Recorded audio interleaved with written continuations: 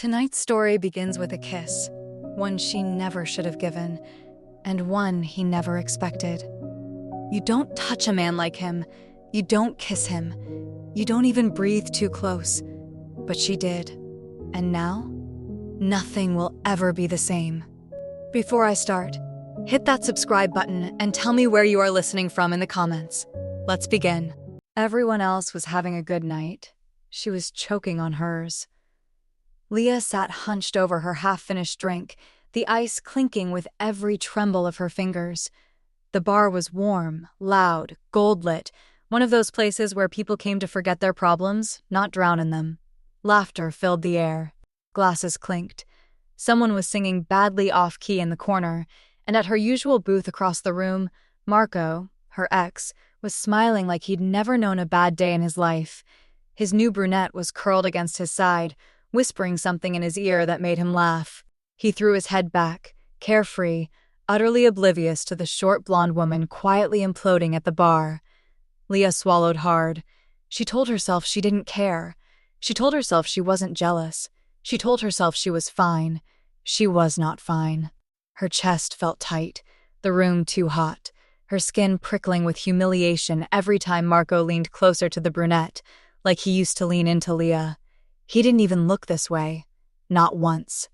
She dragged a shaky breath and let the bitterness rise up her throat like a challenge. Fine. If he wouldn't acknowledge her existence tonight, she'd force it. Her gaze drifted toward the entrance. The steady rhythm of people walking in and out kept her mind racing. She didn't want revenge. She wanted dignity. But dignity was losing. Heat burned low in her stomach. Anger, heartbreak, recklessness. Then the door opened. A gust of cold night air swept in, brushing against her skin. A man stepped through, and for a heartbeat she forgot how to breathe. He was massive, tall enough that his presence seemed to bend the very air around him. Jet black hair, broad shoulders beneath a tailored black suit. He moved with the silent confidence of someone who feared absolutely nothing. He didn't even look around right away. He simply stood there, assessing, his gray eyes sharp and cold and impossible to look away from. The energy in the room shifted. A couple of men at a back table straightened. The bartender's conversation faltered. A whisper cut across the music. Leah felt the tension before she understood it. This man didn't belong in this bar, or maybe the bar belonged to him. Her heart pounded, her pulse roared. Her dignity was a sinking ship. Marco finally looked up, at the man entering. Not at Leah. Something inside her snapped. She slid off her stool. Her boots thudded against the wood floor. She didn't think. Thinking would have stopped her. Logic would have screamed. Fear would have frozen her. She didn't want fear. She wanted to be seen. Leah moved toward the entrance, the golden light glinting off her hair. Her legs felt shaky but determined, each step a challenge to her own foolishness. The man's gaze dropped, zeroing in on her with razor focus. Too late to turn back. She reached him, rose on her toes, grabbed the front of his immaculate black jacket, and kissed him. The bar went dead silent. His mouth was unmoving beneath hers, cold, unyielding, shocked but not startled. His body was solid, immovable, as if the world around him could shatter and he wouldn't blink. For one insane second, Leah felt weightless, like she'd jumped off a cliff and was waiting to see if the ground existed. Then a hand closed around her wrist, hard. She gasped as he pulled back just enough to look at her, their faces still inches apart. Gray eyes, cold, metallic, unreadable. He searched her face like she was a threat he needed to categorize. Slowly, thoroughly. His grip on her wrist tightened with controlled force, as if reminding her whose body she'd just touched without permission. "What?" he said softly, dangerously. "Do you think you're doing?" His voice was low, smooth, accented, Italian threading through the words like a warning. Leah's mouth opened, but nothing came out. She could feel her pulse fluttering against his fingers, betraying her fear. Behind him, two men had appeared out of nowhere, big, suited, watching her with disbelief as if waiting for his command. "Making a point," she finally said, breathless, mortified, stubborn. An eyebrow lifted, only slightly. "Ah, and you chose me." "I didn't choose," she swallowed. "You walked in. Wrong place, wrong time." The corner of his lip twitched. Not amusement, something colder. "For you," he murmured. "That may be true." Whispers rippled through the bar. "Eloise. No way, that's Il Fantasma? Madonna Santa." Her stomach dropped. She'd heard that name her entire life. Whispered. Feared. Avoided. The ghost. Domenico Ravarini. The man whose rules ran the streets. The man with ice in his veins and blood on his name. The man her father told her never to even say too loudly. And she had just kissed him. His hand still held her wrist, his touch firm, inescapable. He raised her hand slightly, studying the tremble she couldn't hide. "You are shaking," he said, voice detached. "Interesting." "I'm not," she lied. He leaned in a fraction, his breath brushing her lips, sending shivers down her spine. "Piccola," he murmured, "you kissed a stranger in front of my men, in my city." His eyes hardened. "In my world, there are consequences for that." Her breath hitched. "I didn't know." "No," he cut in. "You didn't." He looked over her head, speaking to his men without releasing her. "Avete visto?" "Yes, boss," one answered. "Everyone saw." Boss. Not a nickname. A title. Leah's pulse hammered painfully. "I didn't mean anything by it," she rushed out. "It was stupid. I'll leave, okay? I'll leave right now." Instead of letting go, he slid his hand to her jaw, slow, deliberate, forcing her face up until their eyes locked again. "No, Piccola," he said quietly. "You won't." Her whole body went still. Domenico gave a small nod. "Chiudete il locale." Close the place. One guard moved to the bar. Chairs scraped. People rushed to the exit, whispering, staring at her as if she was already a ghost herself. "Wait, stop, please!" Leah backed a step, panic rising. "This was nothing. I swear it was nothing." Domenico stepped forward, eliminating the space she'd tried to create.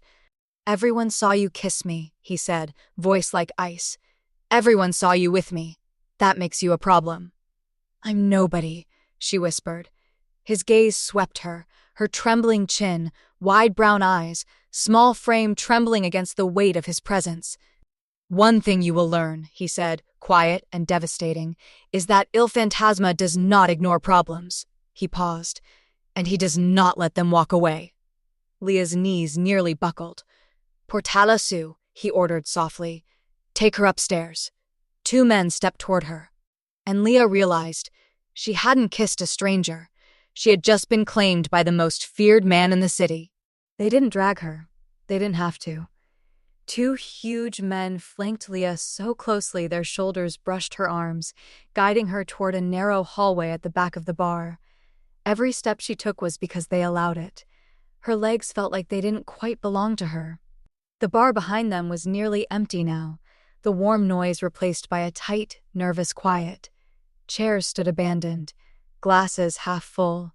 The bartender avoided her eyes like looking at her was dangerous.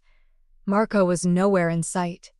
Coward, she thought, hysterical laughter clawing at her chest. He'd watched her get claimed by a man everyone whispered about and vanished. "Upstairs," one of the men said, jerking his chin toward the stairwell. She caught a glimpse of Domenico ahead of them, moving without hurry, as if he had all the time in the world and owned every second of it. His black suit jacket was perfectly straight, his hands in his pockets, his posture relaxed. You'd never know he'd just had a stranger's mouth on his. You'd never know he'd just rearranged the entire bar with one quiet command.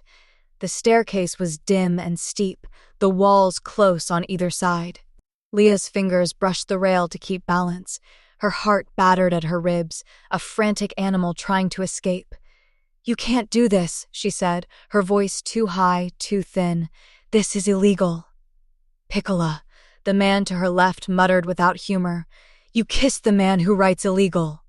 The one on her right snorted. "That's not even a sentence," she snapped, because if she didn't talk, she might scream. "Use a verb next time." Both of them looked at her like she was insane. Maybe she was. At the top of the stairs, Domenico paused by a closed door. Without looking at her, he spoke over his shoulder. "Enzo, Luca, Fuori." The two men nodded and took positions on either side of the door, one of them scanning the hallway, the other listening, hand near his holster. Domenico pushed the door open and stepped inside, then turned and waited for her. Waited like a teacher waits for a misbehaving student. Leah's feet refused to move. His gray eyes met hers. Inside. "I didn't do anything wrong," she said, trying to sound firm. It came out breathless. "It was one kiss. I'm not part of anything." "That," he said calmly, "is what we are about to discover." He didn't raise his voice. He didn't threaten. He didn't have to. She walked into the room. It was an office, but not the messy, cluttered kind she expected from a bar's back room. This space was pristine. Dark wood desk, 2 leather chairs, a soft rug underfoot. A single low lamp cast a warm circle of light, leaving the corners of the room in shadow. A wall-mounted screen showed silent, flickering images, security footage from different angles of the bar and the street outside. Leah swallowed. There were no windows. The door clicked shut behind her. The sound slammed against her nerves like a gunshot. "Sit," Domenico said, nodding toward one of the chairs. "No," she blurted, panic making her bold. "I want to leave. You can't keep me here." He crossed the space between them so fast her breath caught. 1 second he was by the door. The next he was in front of her, towering over her small frame, his presence swallowing up the room. "Try again," he said softly. "Sit." Her knees buckled on their own. She sank into the chair, fingers digging into the leather. Her mouth was dry, but she refused to look away from him. He watched her for a long, silent moment, then took the chair opposite, easing into it with controlled grace. He didn't slouch. His spine was straight, hands resting loosely on the arms, every movement economical. So this was how a king sat. He studied her like he had all night, calm, clinical. "Name," he said. "Leah," she answered automatically, then cursed herself. "Liliana Moretti." Something flickered in his eyes at her last name. "Moretti," he repeated slowly. "Interesting." Her stomach twisted. "It's not that interesting. There's a lot of us." "Yes," he said, "and yet somehow I suspect your father would not be pleased to know you kissed me tonight." Her blood turned to ice. "How do you?" He lifted one hand, silencing her with a small gesture. "Your face was familiar. The name confirms it. Giovanni Moretti's daughter." Giovanni. Her father. Leah's pulse roared in her ears. "You know my father?" "I know everyone who matters in this city." He leaned back, eyes never leaving her. "And he knew to keep you far away from places like this, from men like me." She swallowed hard. "He did. And yet," he continued, head tilting slightly, "here you are, in my bar, with your mouth on mine, in front of my men, in front of my enemy's eyes." "I didn't know it was your bar," she protested. "If I'd known you were—" "What?" he asked quietly. "Me?" She snapped her mouth shut. "I'm not part of anything," she managed after a moment. "I work at a bakery. I pay my rent late. I eat too much pasta. That's the extent of my criminal record." His lips almost curved. Almost. "You are not a very convincing liar, Piccola." "I'm not lying. You walked up to a man you do not know," he said, voice going softer, more dangerous, and kissed him. "In a place where every action is watched, every weakness is noticed, every connection is a weapon." He paused. "Tell me why." Her chest tightened. Because my ex is a jerk. Because I wanted him to see me.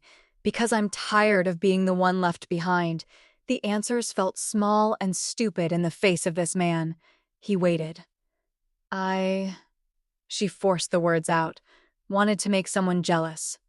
Your ex, he said instantly. Her eyes widened. How did you... His gaze flicked to the security screen, where a frozen frame showed Marco half standing from his booth, face pale, eyes locked on Leah, kissing Domenico. Pathetic, he said softly. Yeah, well, she muttered, that makes two of us. Again, that almost smile threatened his mouth, there for a heartbeat and gone. At least you understand your own mistakes. It was just one moment, she said, voice cracking. One stupid moment. I swear I don't know anything about your world. I don't want to know. That, he replied, is the first intelligent thing you've said. She bristled. You don't even know me. I know enough, he said. Your name, your father, your impulsiveness. His gaze sharpened. And that you put yourself in the center of my stage tonight without thinking of the cost. Her cheeks burned. So what now? She whispered. You're going to... What? Threaten me? Make me disappear? I watched movies. I know how this works. His eyes cooled further. This is not a movie. She wished he'd yell, or slam his fist, or do anything normal people did when they were angry. Instead, he simply considered her, as if weighing options. You are not with a rival, he said slowly. Your fear is... genuine. You have no tells of a trained plant. His gaze swept her trembling hands. You are foolish, not suicidal. Thanks, she muttered. And yet, he went on, you are now associated with me in public. Someone may try to use you. He tapped a finger once against the chair arm, a small, sharp sound. That is not acceptable. Her throat tightened. So what? I just disappear now? He shook his head once. No, Piccola, I have rules. Rules? The word slipped out in disbelief. You? Yes, I do not touch innocents who have not chosen this life. His gaze held hers.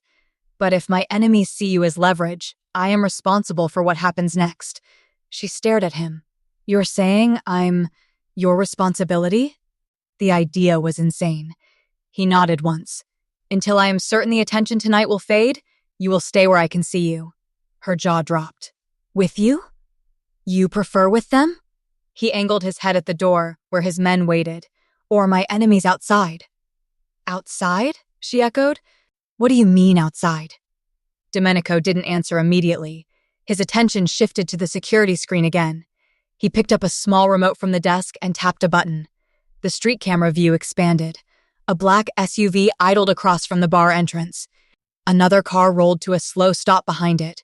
Figures lingered too long near the curb, not going in, not leaving. Her skin prickled. Who are they? People who do not have good nights, he said dryly.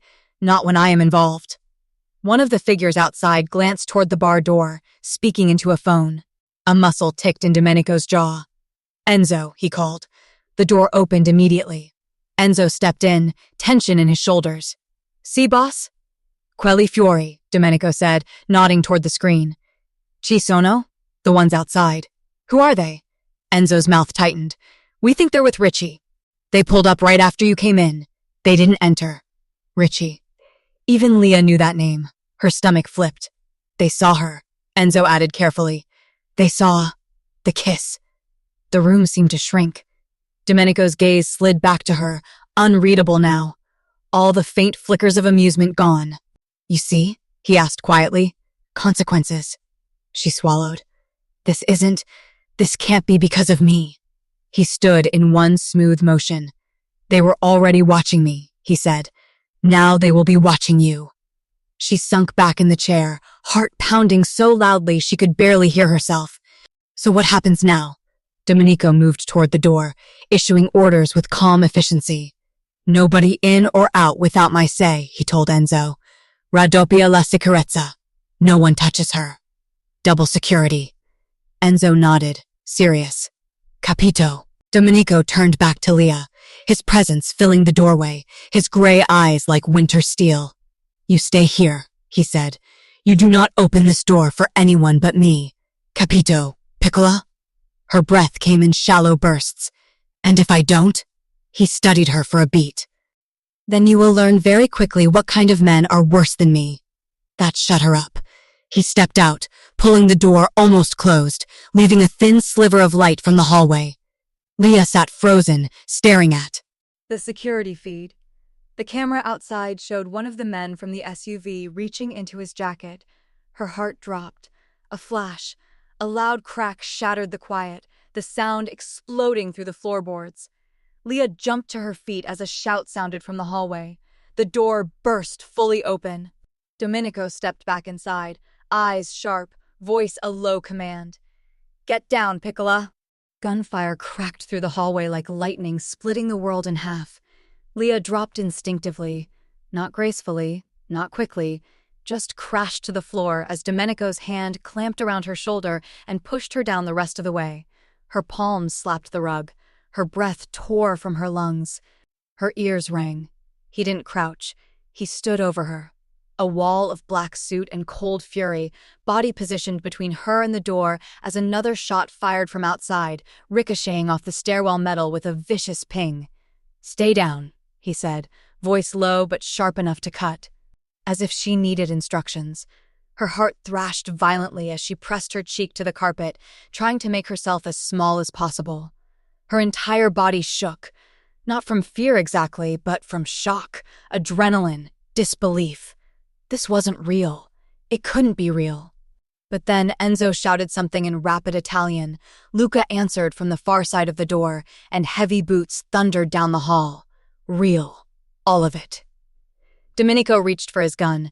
She hadn't even known he had one on him. But there it was, drawn so smoothly it looked like part of his breath, black metal glinting under the warm office light, steady in his hand. He didn't blink, didn't flinch, didn't look remotely human for a second. Il Fantasma indeed. "Boss, 2 outside, confirmed. Richie's men," Enzo called. "No entry yet." "Then stop wasting time," Domenico answered, voice a quiet command. "Push them back." Leah squeezed her eyes shut. A rush of footsteps went down the stairs. A door slammed, more shouting erupted below, another gunshot. Then silence. A terrible, stretched silence. She didn't dare move. Domenico finally crouched beside her, not touching her, but close enough she felt the shift in the air, the weight of his presence locking her in place. "Piccola," he said, "look at me." She did. Her eyes lifted slowly, helplessly, drawn to his like gravity. His face was calm. Too calm. The kind of calm that meant he'd been here before. That chaos was normal for him. That danger was simply an inconvenience. "You are not hurt," he said, scanning her with practiced efficiency. "Good." She wanted to laugh, or cry, or both. "What?" Her voice broke. She swallowed hard. "What just happened?" A warning. He stood again, holstering his gun with a smooth motion. Richie's men testing how close they can get. "Because of me," she whispered. His eyes hardened. "Because of me." But the way he said it made her stomach twist, because she knew part of it was her too, whether he admitted it or not. He moved to the security screen, rewinding the footage, jaw tight. Outside, the SUV was peeling away, the figures dispersing. Cowards. Dangerous cowards. "They won't be gone long," he muttered. Leah pushed herself up on shaking elbows. "Then let me leave." "No, I shouldn't be here. You think I do not know that?" He turned, gray eyes pinning her. "You think I wanted this complication tonight?" She flinched. His expression didn't soften, but something in him paused. He exhaled once, controlled. "You should not be here," he said more quietly. "Which is why you're not leaving." "That doesn't make sense," she whispered. His gaze sharpened. "It is the only thing that does." He moved toward her again, not looming, but large enough that his presence filled her lungs. He offered her his hand. She stared at it like it might bite. "My men will sweep the area," he said. "Until then, you stay with me." "No," she said, shaking her head. "No, I can't. I'm not. I don't belong in your world. You entered it the moment you touched me. Her breath caught. It was just a kiss. For you. His gaze dipped once to her lips, then lifted back, colder. Not for them. The meaning hit like a blow. To Richie's crew, to Domenico's enemies, to the entire underworld watching him tonight. That kiss made her an asset. Leverage. A message. A target. Her vision blurred for a second. She dragged a shaking hand across her forehead. This is insane. Yes. He didn't sugarcoat it. Didn't pretend otherwise. Domenico reached down again, slower this time, waiting. She hesitated, then placed her trembling fingers in his. His grip tightened, not painfully, but decisively, pulling her gently but firmly to her feet. The room tilted. She steadied herself on instinct, hand landing on his arm. He went still. Not stiff, not startled, just a fractional pause in the air, like the moment before a storm breaks. Her fingers curled away instantly. Sorry. Don't be, he said, tone unreadable. It is. Understandable. Understandable. She almost snorted. Nothing about this was understandable. Before she could ask him what was happening next, Luca knocked once and entered. Boss. Street is clear. For now. For now, Domenico echoed, as if the phrase annoyed him. He straightened, returning to that cold, regal posture she was starting to recognize as his baseline. Prepare the car, he said. Back exit. No lights. Leah's throat tightened. We're leaving? We, he confirmed. Her stomach dropped. Where? My penthouse. Her heart stopped. No, she said instantly. No way. I can't. My apartment, my job. I have a life. His gaze cut to hers, sharp and final. Your life is exactly what is at risk. She froze. You want to go home? He asked softly. To an unlocked door? To windows anyone can pry open? To neighbors who would open the building for a stranger pretending to be a delivery man? Her breath stuttered. You want Ricky's men to follow you? He continued, voice low, steady. Or grab you off the street tomorrow morning when you walk to your bakery job? She blinked rapidly, panic clawing inside her. They wouldn't? They would. They already tried. She pressed a hand to her mouth as the truth settled like ice in her stomach. He wasn't kidnapping her. He was removing her from the hit list she'd accidentally written her name on.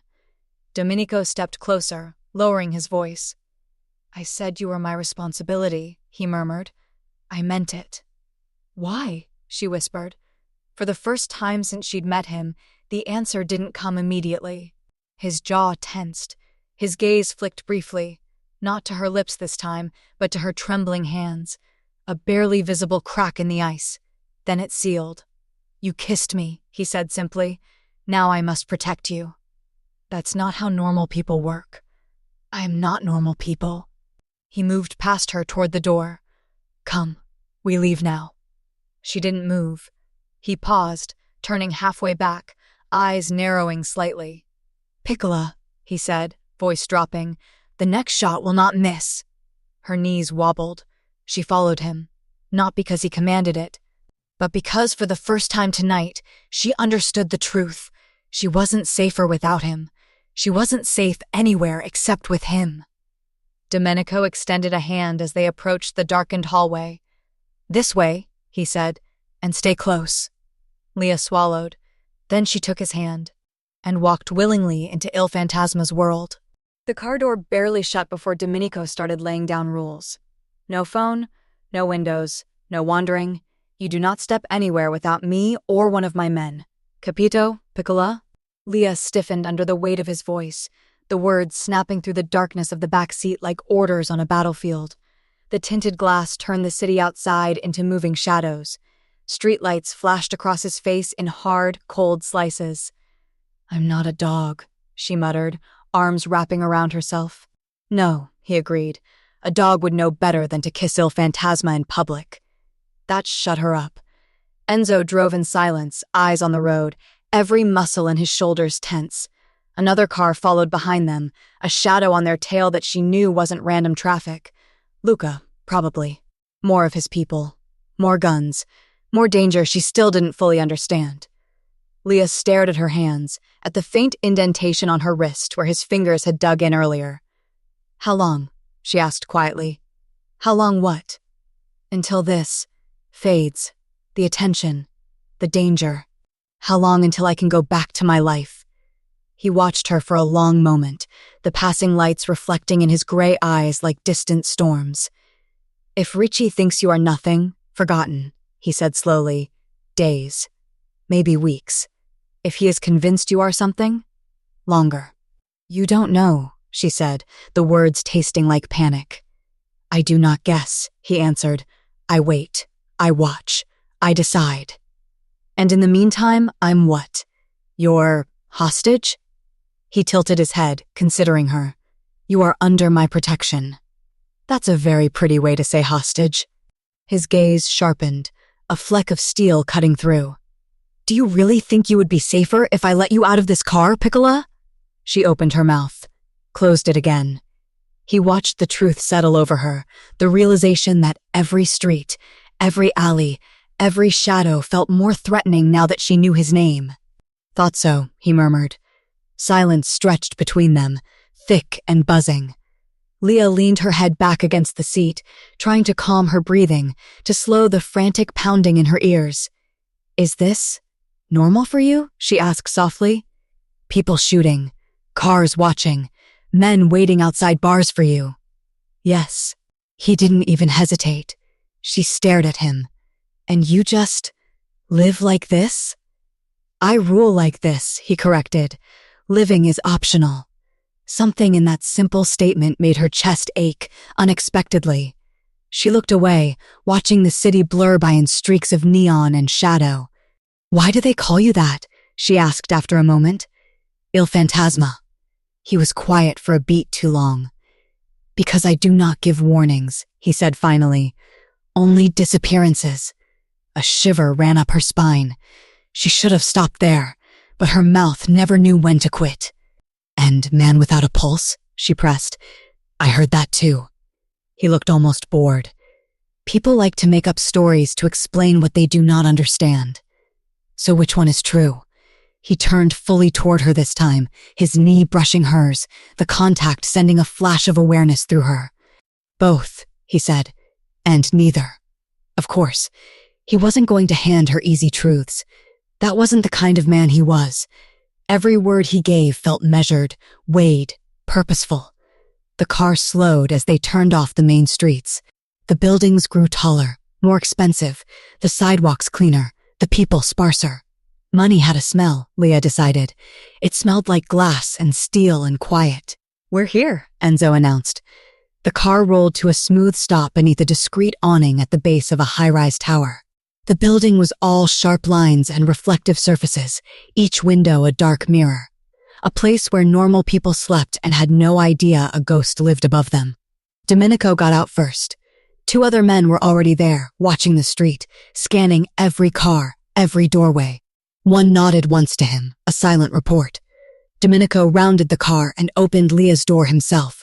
The gesture might have been gentlemanly if everything about him wasn't terrifying. "Come," he said. She slid out, hugging her arms close against the sudden chill. The lobby doors swished open as they approached, the doorman not even pretending not to recognize Domenico. His eyes flicked to Leah once, then away, expression carefully blank. The elevator ride felt like being sealed into a metal coffin. It was silent except for the low hum of motion and the steady tick of floors passing somewhere beyond the brushed steel walls.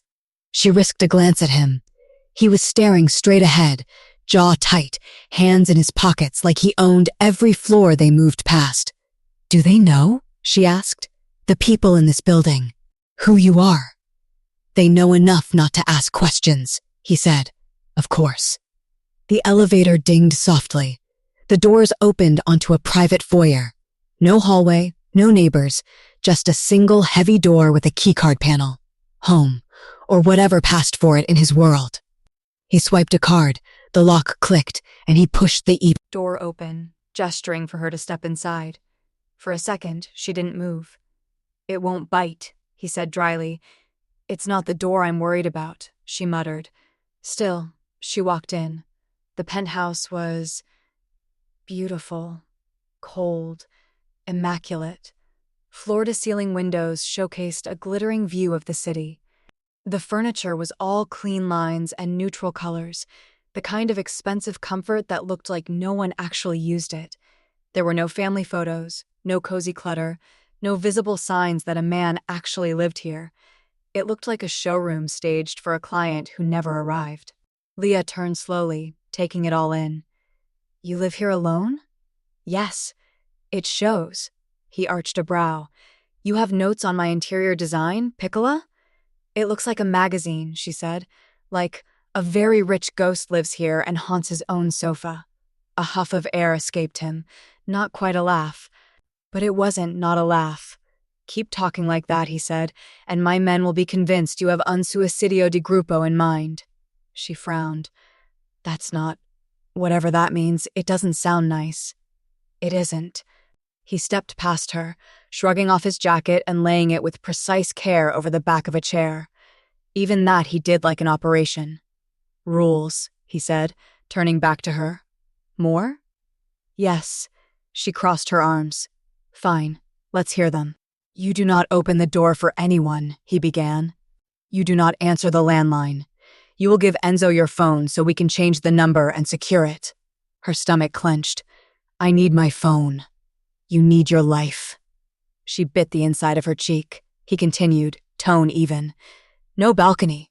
If you want air, you tell me or Enzo. No internet without my network. No social media. You do not tell anyone where you are. I'm not calling a hit squad. She bristled. I just want to tell my dad I'm alive. Eventually, he said. Not tonight. Why not? Because if he knows where you are, Domenico replied quietly, he becomes another vulnerability. For you. For me. For him. Her chest ached again, sharp and deep. He's going to be worried. Yes. That's it? Yes? Worry, he said, is better than a funeral. She flinched. You are not a prisoner, Piccola, he added. You can walk out of that door if you want, but if you do, I will not save you twice. His gaze held hers, steady, unblinking.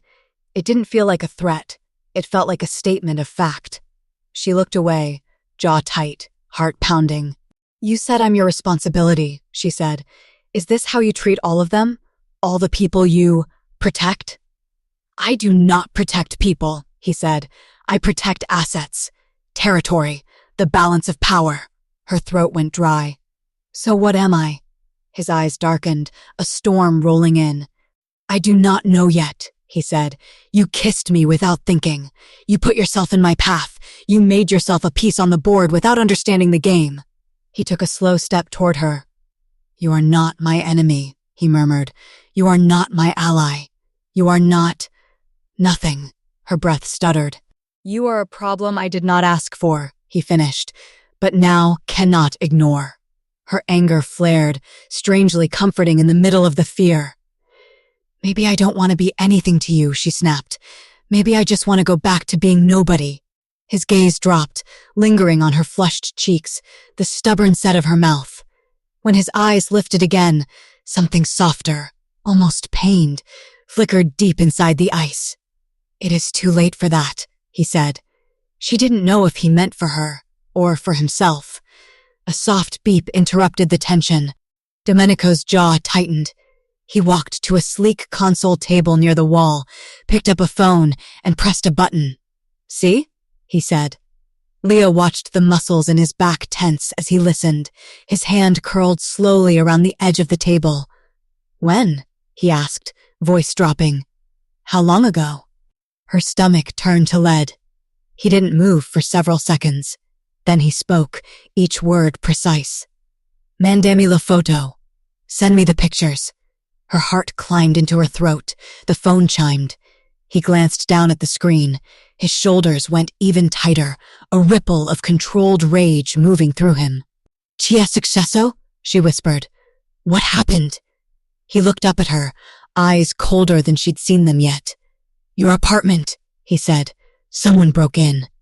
The room tilted. No, she whispered.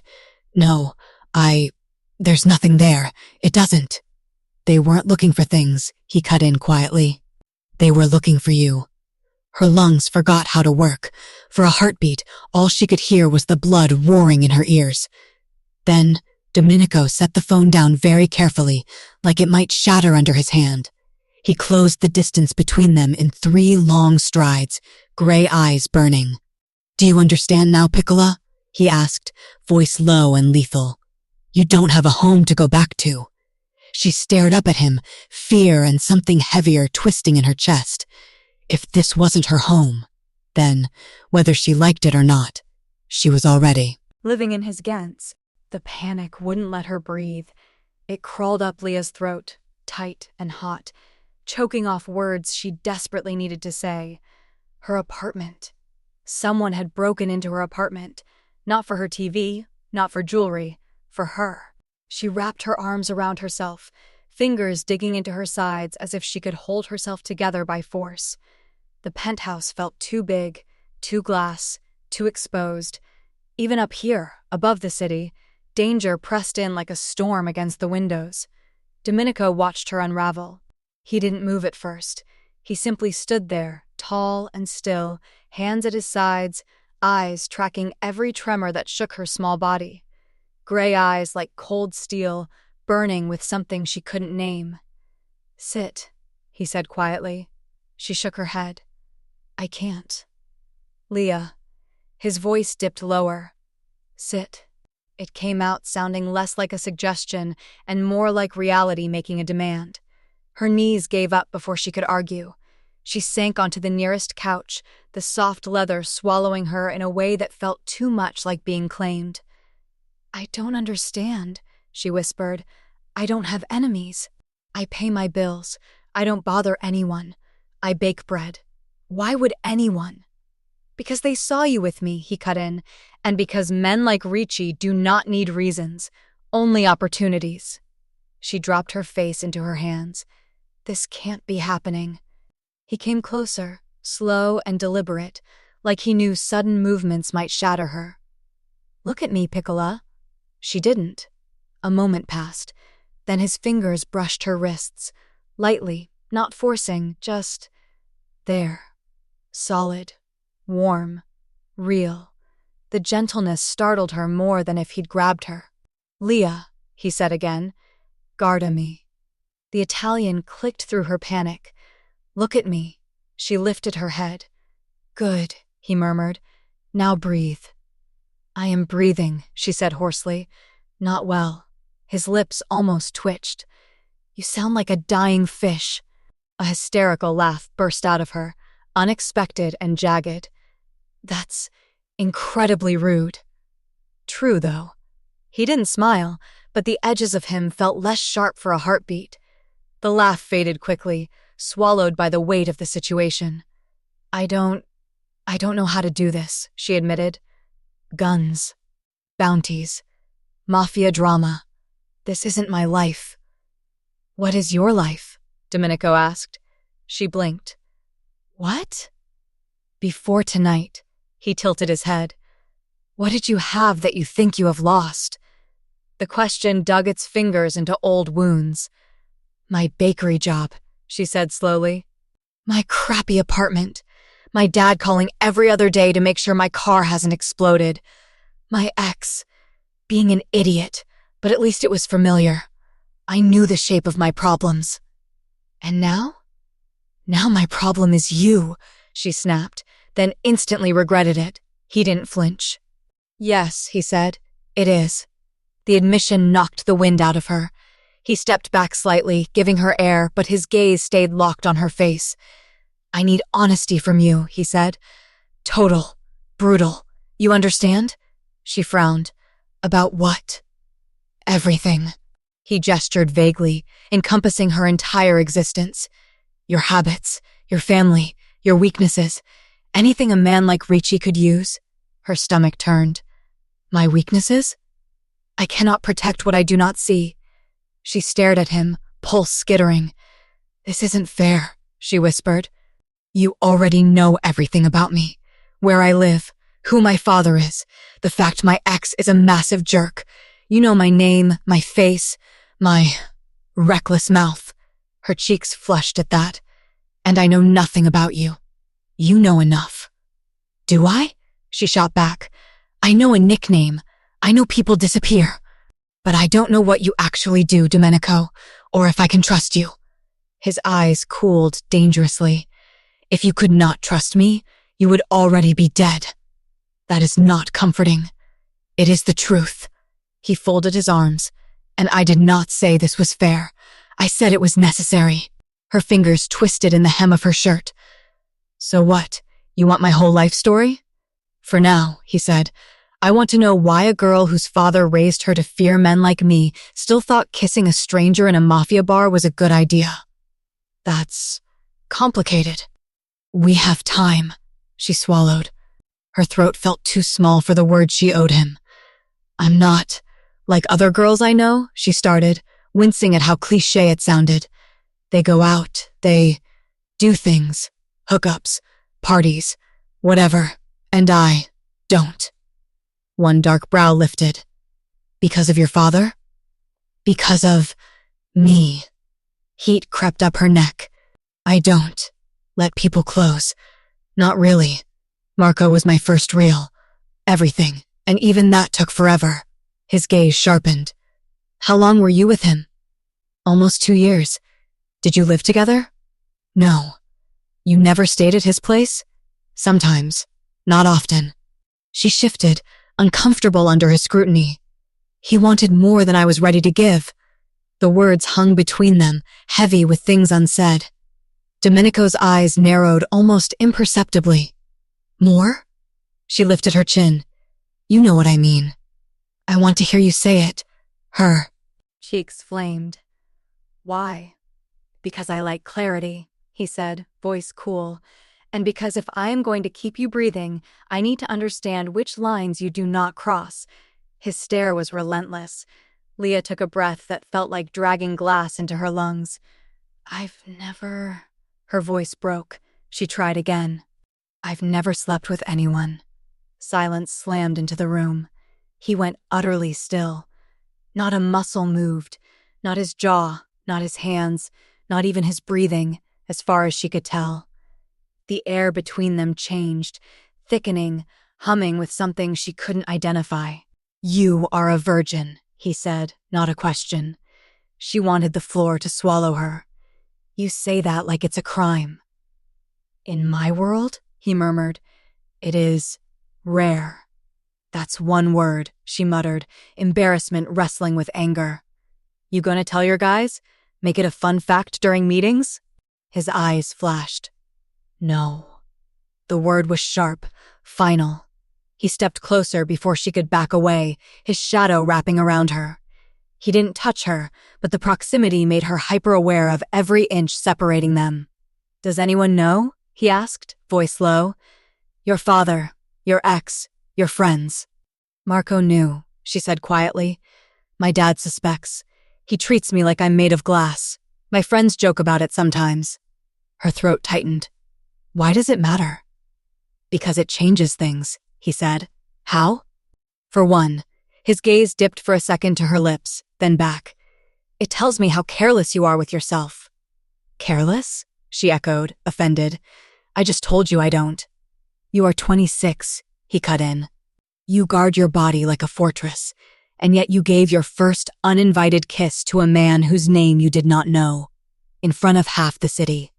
She opened her mouth, stopped. That, he said softly, is careless. Her cheeks burned. I was angry, and drunk, and hurt, and stupid. Does that help? It makes you human, he said.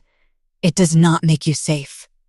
He studied her for another long moment, something almost savage flickering behind his control, a flash of possessiveness, dark and raw, gone as quickly as it appeared. And it means, he added, voice dropping, that if anyone puts their hands on you because of me, I will break this city apart and bury them in the pieces. Her pulse tripped. That's a lot of responsibility, she whispered, half teasing, half terrified. Yes, he didn't deny it. He stepped back finally, giving her space before the air between them exploded. "From now on," he said, "you do not drink unless I say it is safe. You do not touch anyone. You do not let anyone touch you. Capito?" "That's a little controlling," she snapped, more for self-defense than anything else. "I am a controlling man. At least you admit it." "The first step to recovery," he said dryly.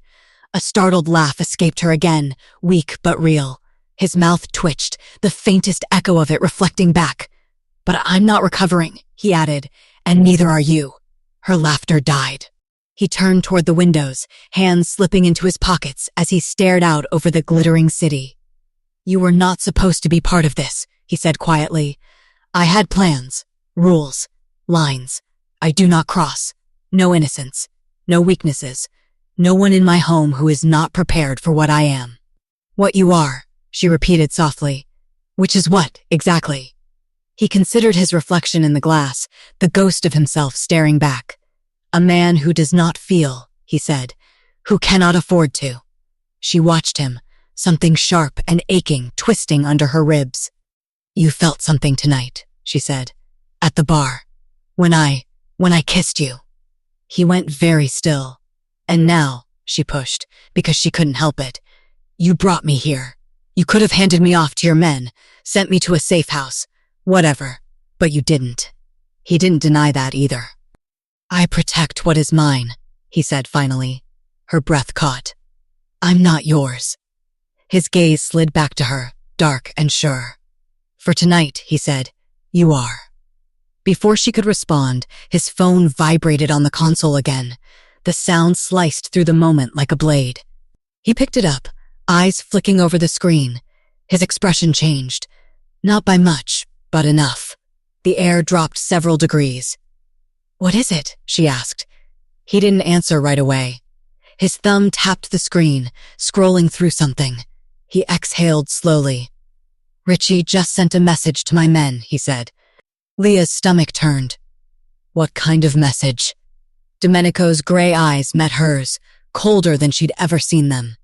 "He put a price on you," he said. "Alive." Her blood ran ice cold. "A bounty, Piccola," he added quietly, "on your head." The threat hit Leah harder than the gunshots. "A bounty?" she repeated, voice shaking. "On me?" Domenico didn't look away from the phone. His silence was worse than confirmation, because silence from a man like him wasn't emptiness. It was calculation, decision-making, punishment forming. Finally, he spoke. 50,000. His tone was flat, emotionless, alive. Her knees weakened. She grabbed the back of the couch for balance. "Why?" she whispered. "Why would anyone?" "Because Richie wants leverage," he cut in. "He wants a way to pull me out, to force me into the open. He thinks taking you will do that." Leah swallowed hard. "Will it?" Domenico lifted his head, gray eyes cutting to hers with terrifying precision. "Yes." Her heart cracked against her ribs. He set the phone down with slow, deliberate control, like if he didn't move carefully, the rage inside him would detonate the entire penthouse. Luca's voice came through the intercom. "Boss, we intercepted the bounty message. It's real." "I know," Domenico said. Not loudly, not angrily. Just lethal. Leah felt the air tighten. A predator had entered the room. "Double the guards downstairs," he ordered. "Tell Matteo to cover the garage, and I want eyes on every building across the street." "Yes, boss." The intercom clicked off. Leah forced herself to breathe, to speak, to function. "Are they coming for me right now?" "No." "How do you know?" His eyes flickered with something cold. "Because if they were, we would hear the alarms." Oh God. She wrapped her arms around her waist, trying to hold in the panic threatening to rip out of her. Domenico watched her with an expression she didn't understand. Something tight, something that shouldn't belong on a man who claimed he felt nothing. "Sit," he said. "No," she whispered. "Not until you tell me everything." He stared at her, then exhaled once, a low, contained sound. "Come here." It wasn't a threat this time. It was something else, something she didn't recognize. Leah stepped toward him slowly, her heartbeat thundering. When she stopped in front of him, he reached out and took her chin between his fingers, gently, unnervingly gently, forcing her eyes up to his. "Listen carefully, Piccola," he murmured. "This is not your fault. You did nothing wrong. Richie was going to come for me tonight, regardless of who walked into that bar." "But he saw me," she said. "He saw me kiss you." "Yes." His thumb brushed her jaw once, the slightest caress. "And now he thinks you matter." "I don't," she said quickly. "I don't matter to you. I'm just some stupid girl who—" His fingers tightened just enough to silence her. "Do not say that again," her pulse stuttered. "You matter," he said, voice low enough to shake her bones. "Not because you are mine, and not because of the kiss," her breath hitched, "but because every man in this city thinks he can use anything, anyone, to pull the ghost from the shadows." He leaned closer until his forehead nearly touched hers. "And you walked into the light with my name on your mouth." Heat flooded her cheeks. I didn't know." "I know," he whispered, "which is the only reason Richie is still alive." The words were so quiet, so deadly, that her entire body went cold. Then he stepped back, severing the moment, rebuilding the ice around him. "Sit," he repeated. This time, she obeyed. He paced slowly across the room, hands behind his back, every inch of him controlled. But Leah saw the cracks now. The rage too disciplined, the breath too measured, the posture too rigid. He was barely holding himself together. "Why is he doing this?" she asked. "Richie, why now?" Domenico stopped. "Because my syndicate is expanding, because I cut off one of his money channels, because he is desperate, because he is stupid." He turned, eyes locking on hers. "And because he thinks I have a weakness." "You don't," she said quietly, "right?" He didn't answer. Her breath stalled in her lungs. "Right, Domenico?" He looked at her. Really looked, as if she were a puzzle he was still deciding whether to solve or destroy. "I should not," he said. "I do not allow it. I do not want it." "Want what?" she whispered. "Attachment." The word felt like a bruise. He looked away, as if the very idea disgusted him. "I learned long ago," he said quietly, "that anything I care for will be destroyed to get to me." Something deep in her chest tightened painfully. "Is that why you keep your home empty?" He laughed, a quiet, dark, humorless sound. "Yes." Leah tucked a knee to her chest. "What happened to you?" A muscle in his jaw jumped. "Another time," he said. "Not tonight." "Why not tonight?" "Because tonight I must stay cold, focused. If I start remembering—" His voice dropped, low and lethal. "I might burn this city alive." She didn't know what to say to that.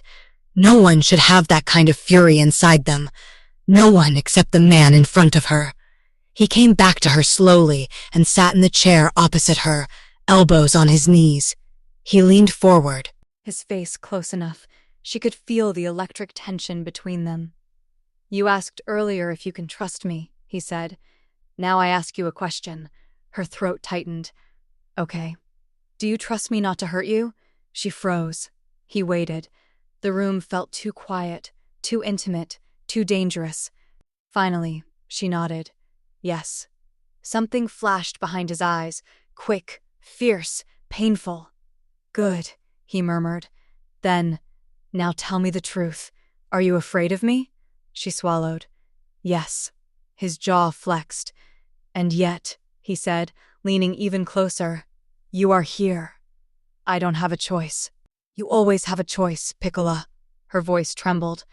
"Then why does it feel like you're the only safe place I have left?" That froze him. Completely. His breath caught. His posture stiffened. His eyes changed. Storm clouds gathering behind steel. "Because you are," he said quietly. "Safe with me." Her chest squeezed. He reached for her face again, slower this time, giving her time to stop him. She didn't. His thumb stroked along her cheekbone, soft and reverent in a way she never expected from a man like him. "When you told me you were untouched," he murmured, "you gave me a secret no one else had." She shivered. "And now," he continued, voice dropping lower, "every man in this city will want to take what is innocent, what is pure, what is mine to protect." "I'm not yours," she whispered again, weaker this time. "No," he said, "but you are under my name, under my roof, under my protection. That is enough." Her breath trembled out of her. "You are trembling," he murmured, "not from fear, from something else." "I don't know what it is," she breathed. He leaned close enough their lips almost touched, heat shimmering between them. "You do," he whispered. "You just do not want to admit it." Her body leaned forward on instinct. A violent knock shattered the moment. "Boss," Luca shouted through the door. "It's urgent." Domenico rose instantly, expression snapping back to lethal calm. "What is it?" he demanded. "Richie's men." Luca's voice strained. "They found her father." Leah's heart stopped. She shot to her feet. "What?" Domenico's entire body transformed. Rage, fear, and something deeper igniting all at once. He reached for his gun. "Stay here," he ordered. "No," she choked, grabbing his arm. "What happened to my dad?" He turned, eyes blazing. "Richie took him," Luca said through the door. Leah's knees nearly buckled. Domenico stepped toward the door. "Where?" he asked. Luca hesitated. "Boss, he sent a message." Domenico's voice dropped to a deadly whisper. "Say it." Luca swallowed audibly. He said, "Come alone, or the old man dies." Domenico's jaw clenched. Leah stared numbly. And the last thing she heard before her whole world collapsed was Domenico's voice, low and lethal. "Prepare the car." Leah lunged for the door before Domenico could stop her. Her hand barely brushed the handle when his fingers closed around her arm and yanked her back, hard enough that she stumbled into his chest. "No," he snapped. The word cracked through the penthouse like a gunshot. She shoved at him, wild-eyed, hair tumbling out of its tie. "He has my father. You can't just stand here and—" "I am not standing," he bit out. "I am thinking. Something you are clearly not doing." Luca hovered in the doorway, tense and pale. His gaze bounced nervously between them, like he'd rather be in a firefight than in this room right now. "What exactly did Richie say?" Domenico asked, not looking away from Leah. Luca swallowed. "He called one of our street guys. Put him on speaker in front of the old man. Said he'd found Moretti's weakness and yours. Told you to come alone to the docks at midnight." Leah's stomach pitched. Did they hurt my dad?" "Not yet," Luca said quietly, "but they made sure he knew your name." The room tilted. Domenico's grip on her arm tightened just enough to keep her anchored. She dragged in a breath that scraped her throat. "Then what are we doing here? We have to go, now."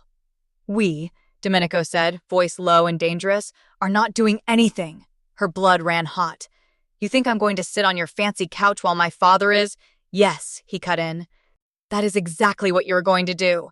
She stared at him, disbelief and fury burning through the terror. "You can't be serious." He stepped into her space, gray eyes like winter steel. "I am never more serious than when someone threatens what belongs to me." Her heart stuttered. "Your territory, your name, your pride. I get it, you don't."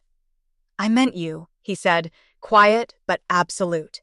The fight went out of her in one breath. Luca looked away like he'd intruded on something he shouldn't hear. "I'm not," she started, then stopped, voice breaking. "My father. I will get him back," Domenico said. "Alive? How can you promise that?" she whispered. A shadow crossed his face. "Because I have done it before." Silence dropped heavy between them. There was a story there, dark and sharp, but now wasn't the time. "Boss," Luca said carefully, "if you go alone." "I am not going alone," Domenico answered, eyes never leaving Leah's. "I am arriving alone." Luca exhaled, shoulders loosening a fraction. "Understood." Leah blinked. "What does that mean?" "It means," Domenico said, "that Richie gets his little show. He sees me walk into his trap without visible backup. His mouth twisted. He feels powerful for 5 seconds. Then he dies. "You don't know that," she whispered. The corner of his lip curved, not in humor, in something darker. "No, Piccola, I decide that." She swallowed. "I'm coming." "No. You said I always have a choice." "Yes, and I am choosing for you this time." "That's not how choices work." He leaned closer, his voice dropping so low it vibrated through her bones. "If you come with me, you will not be able to help him. You will only give Ricci 2 knives to hold to my throat. Do you want that?" Her breath stuttered. "No, but then you stay here. You can't protect both of us," she argued. "Not if he's making you walk into a trap. He'll be expecting tricks. He'll have men everywhere. What if you don't come back?" Luca flinched. Domenico's jaw tightened. Something flickered in his eyes. Brief, raw, almost human. "Then my men have orders," he said. "They will put you on a plane by morning. Italy. Somewhere Ricci has never touched. You start a new life, with a new name." Leah's vision blurred. "Without my father." His silence answered that. Hot tears burned her eyes. She hated them. Hated the weakness. Hated that she couldn't control anything. Her safety, her family, her stupid heart that kept reacting to a man who scared her more than anyone ever had. "You're talking like I'm luggage," she whispered. "Something to be shipped if you break." His gaze flashed. "Do not confuse my practicality with indifference. Feels the same from here." He swore under his breath in Italian, the words low and vicious. "Luca," he said, without looking away from her, "get Enzo. Full team at the docks. Perimetro chiuso. No one takes a shot unless I say." Closed perimeter. "Yes, boss." Luca darted out. The door shut, leaving them alone again. Domenico's shoulders dropped a fraction once his men were gone. He looked older for a second. Tired, like the weight of an entire city sat on his spine. "Leah," he said, "come here." "I'm already here." "Closer." She hesitated, then stepped toward him. Her heart jackhammered against her ribs. He was too big, too close, too much, but she didn't move back. He reached up with both hands this time, cradling her face between his palms, tilting her head back to force her eyes to his. "You listen to me now," he said softly, dangerous. "You do not open that door tonight, for anyone. Not Luca, not Enzo, not even if they use my voice through." The intercom. Her skin prickled. Why would they? "Because Ricci is not stupid," he said. "He knows you are here. He knows I value you now. He will try to reach you in every way he can if tonight goes wrong." Her chest squeezed. "You just said you'd win." "I always plan for the possibility I won't," he replied. She hated that it made sense. He dipped his head closer, his forehead almost touching hers. His thumbs brushed her cheekbones, gentler than anything she'd ever felt. "If the lights go out," he continued, "you get low, away from the windows. You do not move. You do not scream. You wait for one of my men to say a phrase to you. I brought cannoli." Her brows shot up despite the terror. "Seriously?" His eyes glinted. "You will remember it." "I mean, yeah, who forgets cannoli, but—" "Focus, Piccola." She swallowed. "I remember." "Good." His voice roughened. "If you hear anything else, any other voice, any other story, you do not believe it. Not if they say I am hurt. Not if they say your father is here. Not if they say they will kill him unless you open the door." The air thickened. "Ricci will use every part of you against yourself," he said. "I will not give him your obedience too." Her throat closed around a sob. "And if he kills him anyway because you won't do what he wants?" Domenico's eyes shuddered for a second. When they opened, they were cold, lethal steel again. "Then he signs his own death warrant," he said, "and I sign the city's." It was terrifying. It was also the most honest thing anyone had ever said to her. Her voice came out small. "Are you always like this?" "How?" "So sure. So absolute." "No," he said. "Only when someone touches what is mine." There it was again, that word. Mine. It landed differently now. He meant more than her mistake at the bar. More than the mess of tonight. He meant her father, her safety, her heartbeat. Her. She swallowed. I still think I should come. And I still think you should be grateful I am ignoring that thought. Her temper flared. You can't just decide. His hands tightened on her face, not in anger, but emphasis. I can, he murmured, and I will. Because you are more important as a card they cannot play. It didn't feel like control. It felt like fear. His fear. He leaned closer, his breath brushing her mouth. And because, he added, voice dropping, if Richie lays one finger on you, I will not think. I will not plan. I will walk into his bullets just to rip his throat out with my bare hands. Her heart stopped. Then don't let him touch me, she whispered. His gaze burned. I won't. For a moment, the world narrowed to the space between them, to the way her body swayed instinctively toward his, like some stupid magnet that hadn't gotten the memo he was dangerous. She could close that distance. She could press her lips to his like she had in the bar. She could mean it this time. She almost did. At the last second, she pulled back an inch, dragging in a shaky breath. I still hate that you're going alone, she said. He exhaled slowly, like he'd been holding a breath too. Hate it quietly, from my couch, with my security between you and the door. She sniffed, blinking back tears. I don't cry on command, you know. Good. His thumb caught one anyway, smearing it gently away. I prefer you mouthy. Careful, she muttered. You might get what you wish for. He huffed out something that almost sounded like a laugh. Then he straightened, the softness vanishing under layers of steel. I will send Sophia up, he said. She's Enzo's sister. You'll like her. She's mean. Leah blinked. Mean? She will keep you from doing anything stupid while I'm gone. Something loosened in her chest. Another woman. Another presence. Someone not carved from stone and rage. Okay, she whispered. Okay. He started toward the door.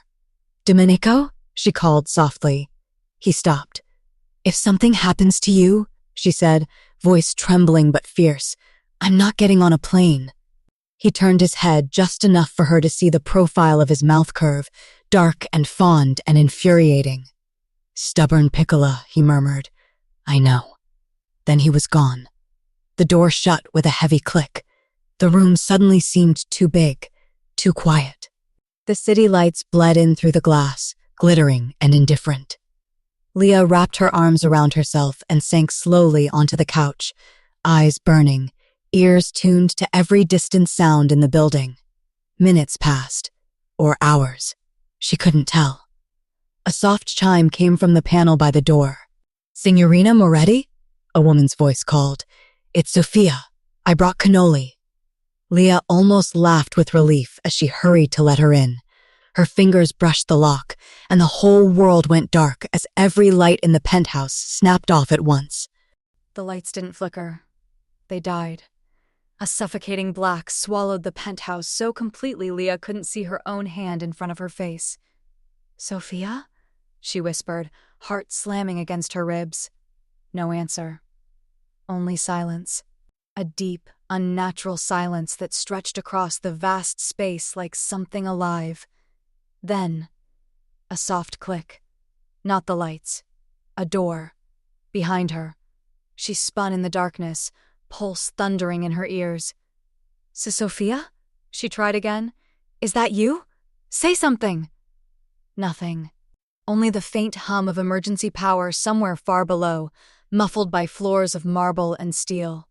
She backed up until her shoulder hit the wall. Her fingers searched blindly for the lock panel. Cold, smooth glass under shaking hands. She pressed it. Nothing happened. Her breath hitched. The power wasn't out. The penthouse was cut off. She forced herself not to panic, not to scream, not to fall apart. Domenico told me, low, away from windows, don't move until you hear the phrase. But what if he was hurt? What if the attack wasn't on her? What if? A faint sound drifted from the hall. A footstep. Slow. Deliberate. Too heavy to be Sophia. Too careful to be a friend. Leah's throat tightened. She backed along the wall, one shaky step at a time, heading toward the corner of the room where the interior walls met. far from the windows, far from any entry point. She tripped over something soft, a throw pillow, smothering her gasp. The footsteps grew closer. One, then a pause. Then another, the weight pressing into the thick rug. Her hands groped the floor until she found the base of the couch. She crawled behind it, curling herself small, pressing her palms over her mouth to hold in her breathing. Her father's voice echoed in her memory from when she was small. If anything ever feels wrong, Piccola, listen. Not to what you hear, to what you don't. Right now, what she didn't hear was worse than footsteps. No voices, no breathing that wasn't hers. No movement from the hall except those slow, creeping steps. Someone was hunting the room. She held her breath, desperate to make herself invisible. The footsteps stopped, right beside the couch. Her heart stopped beating. A whisper slid through the air. Low, male. Not Domenico, not Luca, not Enzo, not any voice she'd heard before. Piccola. Her blood froze solid. No. No. They'd been watching. They knew his nickname for her. They knew what mattered. The couch cushion shifted as a hand pressed into it, testing the surface. He was leaning over it, searching. She swallowed the scream rising in her throat. A metallic sound clicked, a weapon being readied. Come out, the man breathed. We only need you alive enough to... A shadow moved through the room, a faint disturbance in the air behind the intruder. A shift so subtle that Leah would have missed it if she hadn't been straining every nerve in her body. The intruder paused mid-sentence. To bring... A hand clamped over his mouth. A blade, silent, slid against his throat. A wet gasp escaped him. He was dragged backward into the darkness. Not a struggle, not a fight, a removal, a ghost taking back his territory. Silence collapsed over the room for 3 long seconds. Then, Piccola, low, soft, but unmistakably him. Her knees gave out on a breath she hadn't realized she'd been holding. Di Domenico? Her voice cracked, barely audible. It's really you? A hand touched her shoulder from behind the couch, solid and warm. You're trembling, he murmured. I told you to stay low. She didn't move. She couldn't. Her body was locked between terror and relief, so powerful it hurt. He slid around the couch, crouching beside her. In the faint glow from emergency lights bleeding under the door, she could make out the sharp lines of his face, the tension in his jaw, the gun in his right hand, and the blood on his left. Her breath hitched. Is that? Not mine. He wiped it on his sleeve like it was nothing. Luca took the sniper. I handled the one who slipped the service elevator. You weren't supposed to be back yet. He exhaled through his nose. I wasn't supposed to leave you. Leah stared at him, heart squeezing painfully. What happened at the docks? My dad. He put a finger to her lips. Not a command, but a quiet plea. Not here, he said. Not in the dark. She nodded, barely. He leaned closer, voice low enough to shiver across her skin. Give me your hands. Her breath caught. Why? Because you're shaking so hard I can hear your teeth. She didn't argue. She lifted her trembling hands into his, and the moment his fingers closed around hers, the room seemed to steady. His grip was firm, warm, grounding. Good girl, he whispered. Her cheeks flushed instantly. Don't call me that. He tilted his head. You'd prefer Piccola? That does things to you too. Domenico. He tightened his grip. Breathe. She tried. It wasn't easy. What about my father? She asked again. Tell me he's alive. His jaw flexed. Yes. Relief slammed into her, knees. Buckling even though she was sitting. But he is not safe, he added. The floor fell out from under her again. What does that mean? Where is he? In a holding location. Domenico's voice cooled. Not with Ricci anymore. Her eyes widened. Your men got him out? His silence was answer enough. You did, she breathed. Domenico didn't deny it. But then, why did someone still come after me? Because Richie isn't in control anymore, he said. He wanted leverage, but when he lost your father, another crew decided to take their chance. Another? He nodded. Not Richie. Someone worse. Her skin crawled. Before she could ask who, the penthouse lights flickered back to life. Leah blinked hard at the sudden brightness, and finally saw exactly what had been in the room with her. The intruder's body lay by the dining table, face down, blood seeping into the carpet. Leah's breath hitched. She turned into Domenico on instinct, hands fisting the fabric of his shirt. He wrapped one arm around her waist, pulling her against him. "Don't look," he murmured into her hair. "Efanita, it's over." "It's not," she whispered against his chest. "It's not over. Someone still wants my father. Someone still wants me." "Yes," he said, voice dropping into a terrifying calm. "But now I want them." She shivered. He held her tighter. "You should have stayed away from me," she whispered. "My father always said men like you bring ruin." He exhaled, the sound heavy with something almost like regret. He was right. She pulled back enough to see his face. "So why didn't you let me leave?" His eyes softened, a crack in the stone. "Because," he said quietly, "the moment you kissed me, I stopped remembering how." Her breath caught. Not because of the words, but because of the truth in them. He lifted a hand, brushing her cheek with his thumb, his touch achingly gentle. "I told Richie to meet me alone," he said, "and tonight he sent men here instead. That means he's desperate, and desperate men make mistakes." "Like coming here?" she whispered. He nodded. "And giving me a reason to end him," Domenico added. Her pulse raced.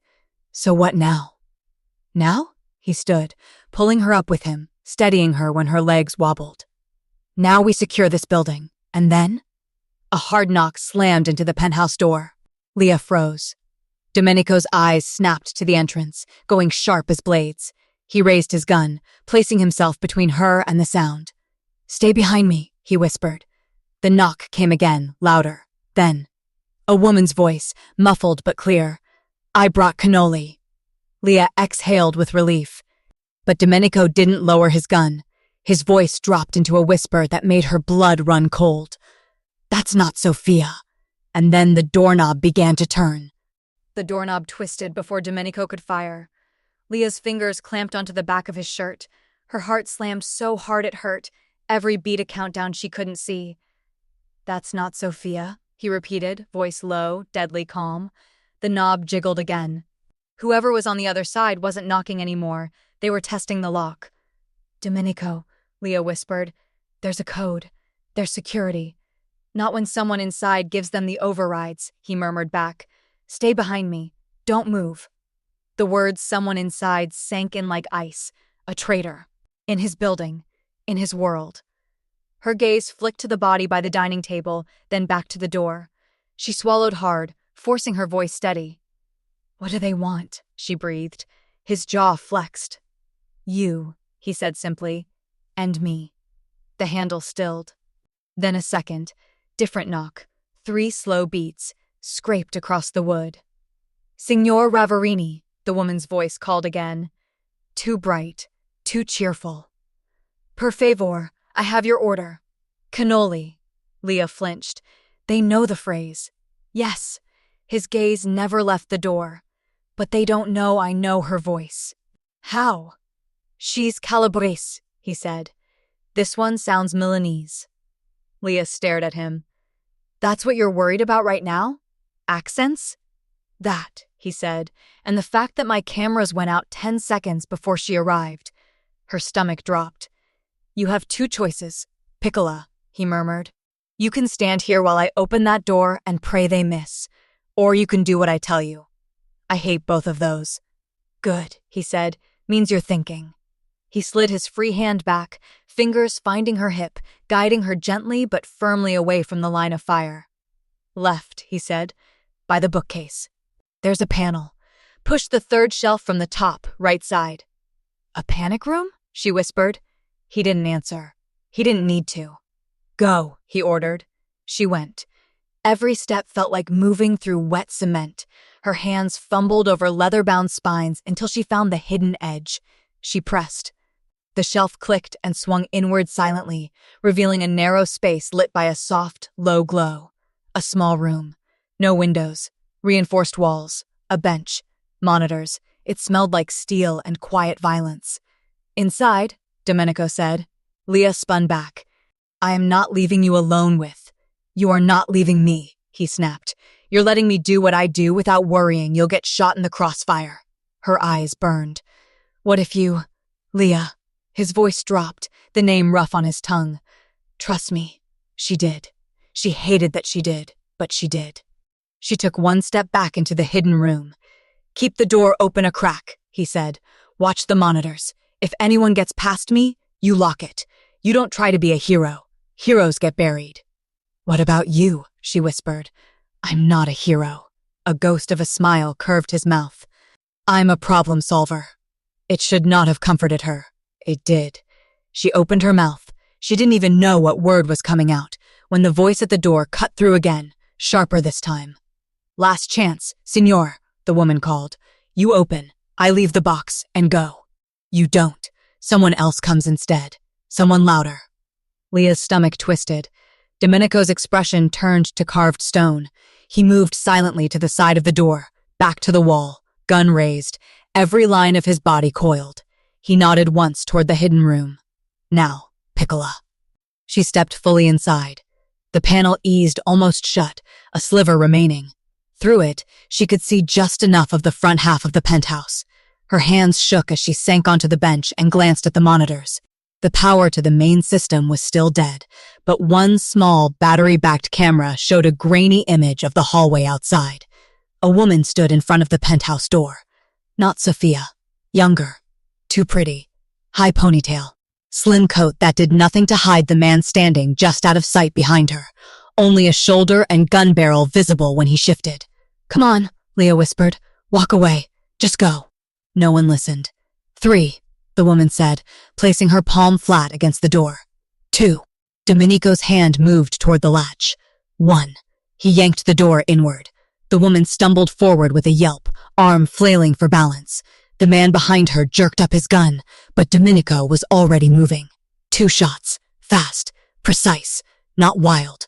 The man dropped out of frame. The woman screamed, scrambling toward the hall.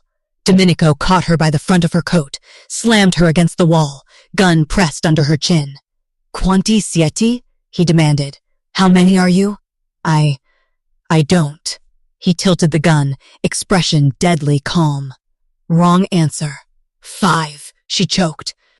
5 on this floor, more downstairs. Please, Signor, I just bring the message. Leah pressed a hand over her mouth. Footsteps thundered up the stairwell outside. Voices shouted in Italian. More shadows moved toward the door.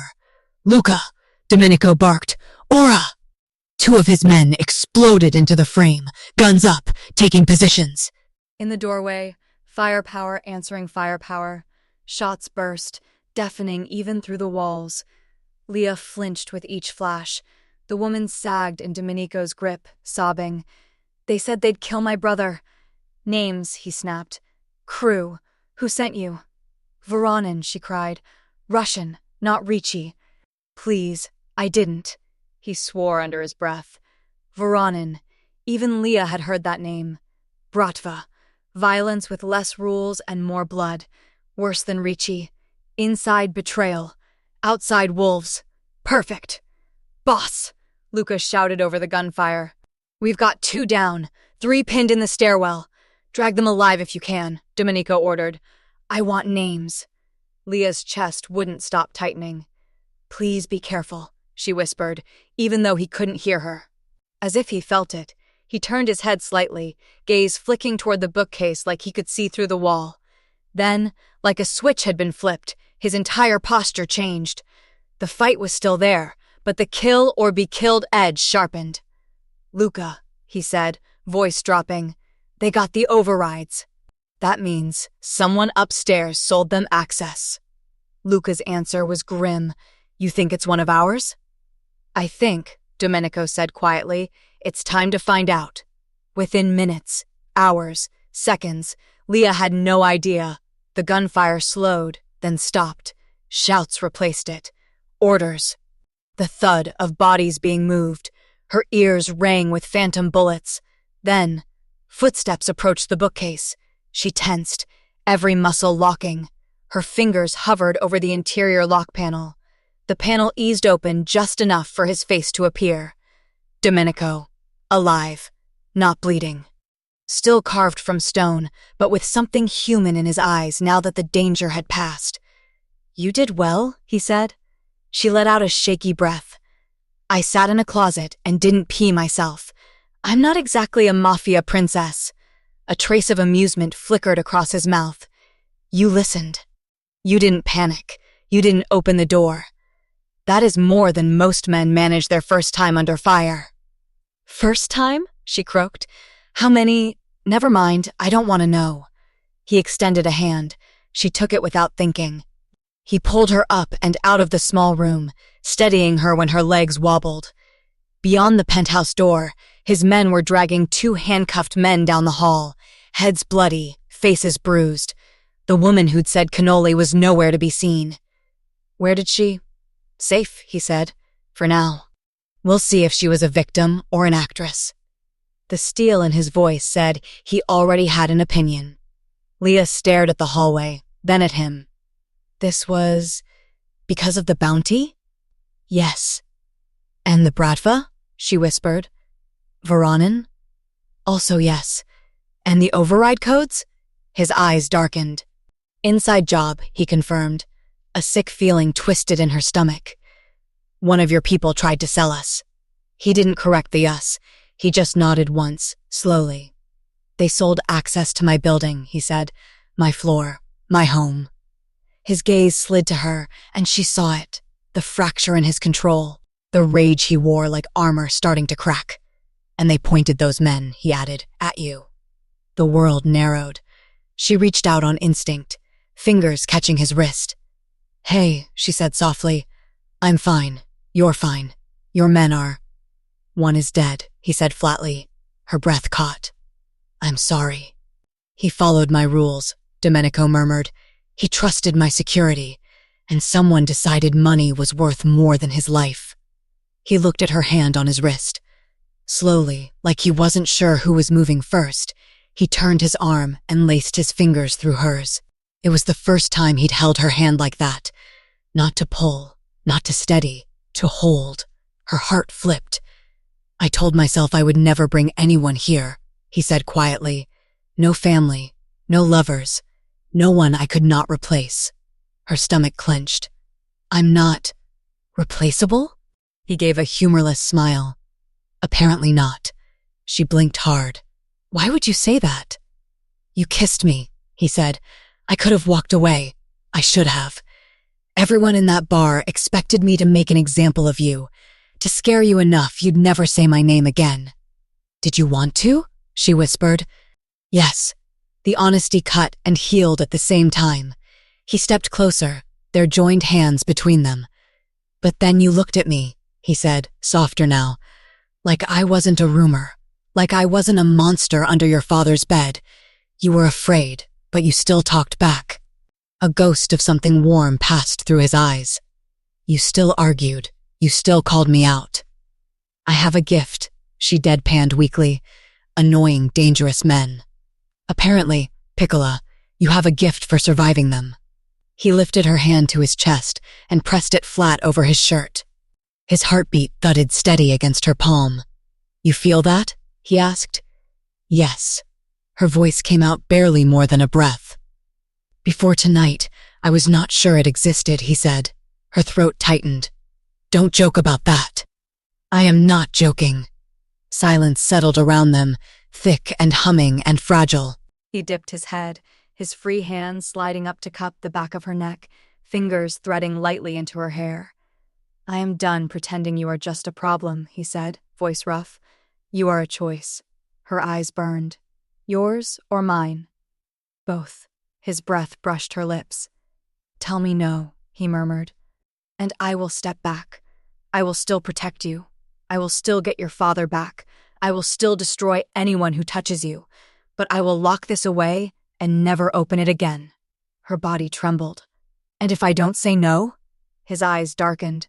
"Then I stop running from what you started the moment you pulled me down in that bar." Heat rushed through her, head to toe. It wasn't just attraction. It wasn't just fear.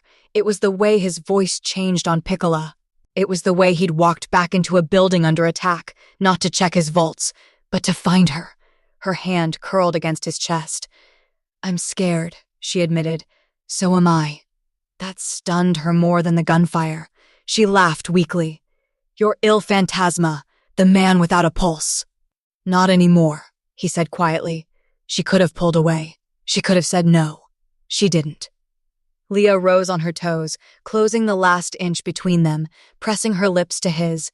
Not in panic this time, not in anger, not for revenge. Because she wanted to. Because she chose to. His breath caught against her mouth, just for a heartbeat, like she'd punched through armor. Then he kissed her back. Not rough, not claiming, not the punishing force she'd expected from a man like him. Slow, controlled, devastating. His hand tightened at her neck, the other still locked with hers against his heart. The world dropped away. The hall, the blood, the traitors, the bounty, all of it. There was only the steady thud beneath her palm and the rise and fall of his chest against hers. A soft sound escaped her, half sigh, half something else. Her body leaned into his on instinct. He broke the kiss first, breath unsteady, forehead resting against hers. "Say it," he whispered. "What?" she breathed. "That you choose this, not because you're afraid, not because you're trapped, because you want it." Her heart hammered. "I choose this," she said, voice shaking but sure. "I choose you." His fingers flexed against her neck. "Brava," he murmured. The elevator dinged. They both froze. Luca's voice came from the foyer, tense. "Boss, we found the leak." Domenico straightened, eyes turning back to steel, but something new burned beneath. "Who?" he asked. Luca swallowed. "It's Matteo," he said. "He sold the override codes. And there's more." Domenico's jaw locked. "Spit it out." "He wasn't just working for Voronin," Luca said. "He was working for someone inside our own organization." Leah's hand tightened in his. In Il Fantasma's world, the greatest danger wasn't outside the walls. It was already inside. Matteo was already on his knees when they walked into the room, hands zip-tied behind his back, face bruised, blood drying at his temple. Two of Domenico's men flanked him, arms crossed, jaws tight.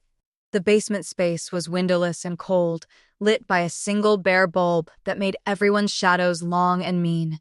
Leah stayed half a step behind Domenico, his fingers wrapped around hers like a command and a promise at once. Matteo lifted his head when they entered. "Boss," he said, like this was any normal meeting. "I can explain." Domenico's voice could have frozen water. "You will try." Luca shifted by the wall, eyes hard. "We found the transfer logs," he said to Leah low. "Matteo gave Voronin the override codes, sold access to the penthouse. To you." Her skin crawled. Matteo's gaze flicked to her, and there it was, the quick, ugly calculation. She wasn't a person to him, just a tool that had gotten him caught. "You don't understand," Matteo said quickly. "Voronin was going to move on you anyway. I just made sure we got paid first." "We?" Domenico repeated softly. Matteo hesitated. Luca's jaw flexed. "Tell him," he snapped. Matteo's shoulders slumped. "I wasn't working alone." "Who then?" Domenico asked. "Name." Matteo swallowed. "Alessio." The name hit the room like a bomb. Leah didn't know him, but everyone else did. She felt it in the way the tension shifted, in the way Luca swore under his breath, in the way Domenico's fingers tightened almost imperceptibly around hers. "Your own capo?" Luca muttered. "Bastardo traditore." Domenico's face didn't change, but the air around him did. Colder, heavier, more deadly. "My right hand," he said quietly. "My childhood friend." Leah stared. "He betrayed you?" Matteo laughed once, bitter and breathless. "You didn't think everyone loved the way you run things, boss? All your rules, all your lines, all your no innocence nonsense. Some of us are tired of bleeding while you play honorable king." Leah felt Domenico go still beside her. I gave you everything, he said. No shout, no flare. Just a low, stunned truth. I took you off the streets. I made you a man. I trusted you at my back. Matteo's lip curled. Exactly, at your back. Never your equal. Alessio offered us something better. Real power. You call selling me to Bratva real power? Domenico asked. You call handing a bounty on an innocent woman and her father better? Matteo sneered. Not anymore. She walked into your world. She's not innocent. She chose it the second she kissed. Domenico moved so fast, Leah barely saw it. 1 second, he was beside her. The next, he had Matteo by the collar, yanked up off his knees, slammed against the concrete wall. The bulb flickered. Say her name, Domenico murmured. One more time. Matteo gagged, feet scrambling for purchase. Boss, Dom, this is business. This, Domenico said, voice low and lethal, is personal. Leah's heart hammered. She should be afraid. She should be horrified. She wasn't. She watched the man who terrified the city hold his traitor like gravity itself had chosen sides. Where is Alessio? He asked. Matteo tried for a smirk. You'll never. Domenico released him. Matteo crumpled to the floor, panting. Luca, Domenico said, you have 20 minutes. Luca's eyes flashed. With pleasure. He pulled a chair into the center of the room, rough and scraping. Another man dragged Matteo into it. Tape, rope, fast, practiced movements. Leah looked away as Luca rolled his shoulders, the anticipation in his posture making her stomach twist. No, she blurted. All eyes snapped to her. Domenico softened by a fraction. Piccola, he said, warning and question both. I know what you're about to do, she said, throat tight. And I'm not naive. I know he deserves whatever happens. Matteo gave a weak, humorless laugh. But, Leah swallowed hard. You don't have hours. You said so yourself. We're running out of time. Voronin knows your patterns now. Alessio does too. Every second you spend down here is a second they reposition. Domenico studied her, expression unreadable. Go on. She took a shaky breath. He already told you the important part, the worst part. Alessio, that's your real threat. That's the knife closest to your spine. You don't need every detail from Matteo to know what comes next. Luca frowned. With respect, Leah, you don't understand how this works. No, she shot back. I understand time and leverage, and the fact that Alessio has both right now. Silence. Then Domenico's mouth curved, the faintest, proudest hint of a smile. Brava, he murmured. Warmth flared in her chest despite the situation. He turned to Luca. Put him in one of the holding rooms. No one talks to him but me. If Alessio contacts anyone, Matteo is the bait. Luca nodded reluctantly. Capito. Matteo gaped. You can't just leave me. I can, Domenico said, and I will. Consider it mercy. I usually kill those who sell my walls. He turned away. Matteo spat something in Italian at his back, ugly, desperate. Leah didn't fully catch it, just a flash of her name, the word vergogna, shame. Domenico stopped mid-stride. Leah saw his hands curl into fists, then he exhaled once. Luca, gag him. I prefer silence when I am merciful. They left Matteo shouting against the cloth. In the hallway, Leah pulled in a long breath. So Alessio wants you dead, and Voronin wants me. And my territory, Domenico said. But yes, you are the shiny new prize. She made a face. I hate that. I don't, he said.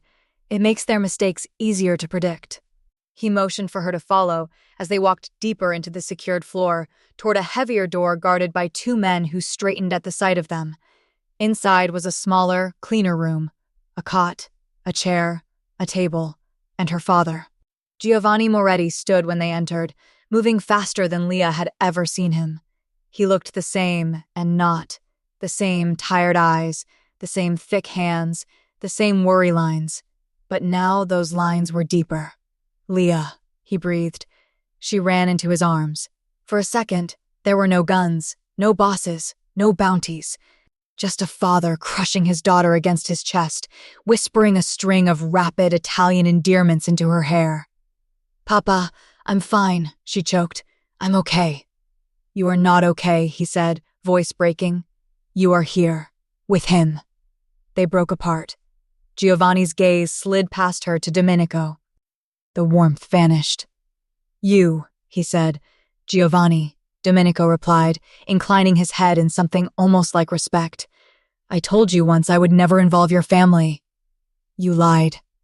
"I changed my mind," he said. "There is a difference." Her father's jaw worked.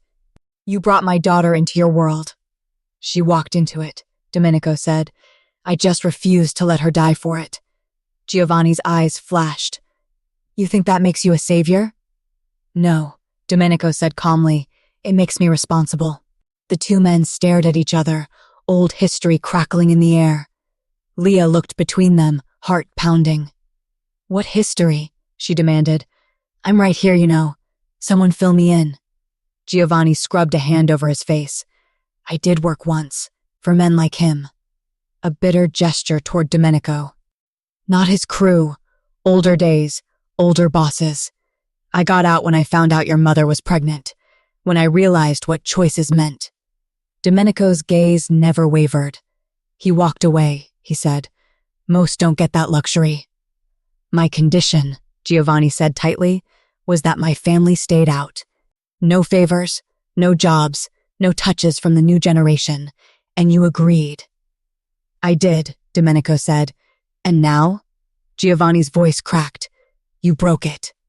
Domenico looked at Leah, then back at him. "Your daughter broke it," he said simply. "And I am trying very hard not to break the city in return."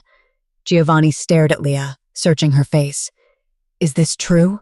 She swallowed. "I kissed him. At the bar. I didn't know who he was." Her father closed his eyes. "Dio, ragazza." "But he saved me," she said quickly. "More than once." "He saved you.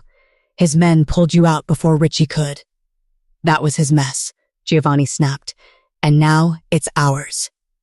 "No," Domenico said quietly. "Now it's mine." The certainty in his voice made both of them look at him. "I will end this," he said. "Richie, Voronin, Alessio, the bounty. All of it. And when I do, I will restore the guarantee I gave you. No one touches your family without your consent." Giovanni's eyes narrowed. "And what do you call this?" He pointed between his daughter and the dawn. Domenico's eyes cooled. "Her choice." Leah's breath caught. Giovanni turned to her slowly. "Is that true, Piccola?" She hesitated only once. "Yes," she said, voice steady. "I choose this. I choose him." Her father looked shattered and furious and heartbreakingly resigned all at once. "You always had your mother's stubbornness," he muttered. He walked to Domenico, stopping close enough their shoulders almost brushed. "If anything happens to her," Giovanni said quietly, deadly serious, "I don't care how many men follow you or how many stories people tell about your ghost name. I will find a way to make you pay." Domenico didn't flinch. "Fair." They stood like that for another charged heartbeat. Then Giovanni stepped back and pulled Leah into one last fierce hug. "You want this?" he murmured into her hair. "You want him? Then you walk with your eyes open. No illusions. No pretty lies." "I know what he is," she whispered back. "And I know what he's not." "What is he not?" Giovanni asked. She tipped her head just enough to look back at Domenico, who was already on his phone, issuing orders in low, lethal Italian. "Untouchable," she said. Hours later, the city hummed beneath the penthouse windows again. The bounty was revoked, publicly, brutally. Rumors would spread by morning. Richie's men vanished. Voronin's crews pushed back hard. Alessio already on the run with a target on his back, bigger than any he'd put on hers. War wasn't over, but the board had shifted. Leah stood, barefoot at the glass, staring out at the streets she'd once walked without thinking. She felt him before he touched her. His presence settled behind her, large and warm, his hand sliding around her waist. tentative, as if asking a question. She answered by leaning back into him. "You kept your promise," she murmured. "Which one?" His breath brushed her neck. "You brought my dad back alive. I told you." His lips hovered near her ear. "When I give my word, Piccola, it is the only law I do not break." She turned in his arms, tilting her head back to meet his eyes. They were still gray steel, but there was something else there now, something only she got to see. "You still scare me," she said honestly. "Good," he said. "I scare everyone." She huffed out a breath. "You scare me differently." His mouth twitched. "Explain." "I used to be afraid of what you could do," she said. "Now I'm more afraid of what I'd do if someone tried to take you from me." He watched her for a long moment, something like awe flickering in his gaze. "You kissed the wrong man," he said softly. "I know." "And now?" She rose onto her toes, her hands sliding up his chest, her heart steady and wild at the same time. "Now," she whispered, "I'm kissing the right one, knowing exactly who he is." He swallowed, his control trembling at the edges.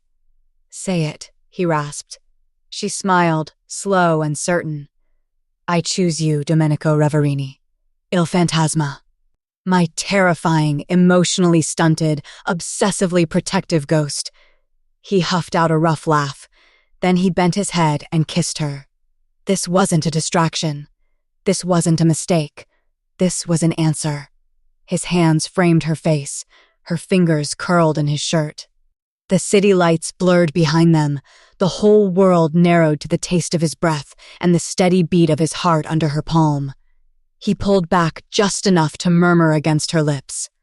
"Remember something, Piccola." "What?" she breathed. "You kissed me once, not knowing what that meant." His eyes burned into hers. "Every kiss after this chains me to you. There is no going back." "Good," she said. He stared at her, then smiled, a dark, dangerous, beautiful thing meant only for her. Then, "Liliana Moretti," he murmured, voice rough silk. "Welcome to my world." He kissed her again. As somewhere in the city, a phone buzzed with a new message, a new name, a new threat. The ghost's war wasn't over. And now, he had something worth burning the world for. The phone started ringing before their lips fully parted. Not a soft chime. An urgent, shrill, vibrating buzz that cut straight through the fragile new thing hanging between them. Domenico's hand tightened on her waist. Of course the world wouldn't let them have a moment. He rested his forehead against hers for one last second, breath rough. "Don't move," he murmured. "I hate that word," she whispered back. His mouth twitched. "You'll hate this call more." He stepped away, and she felt the loss like a drop in temperature.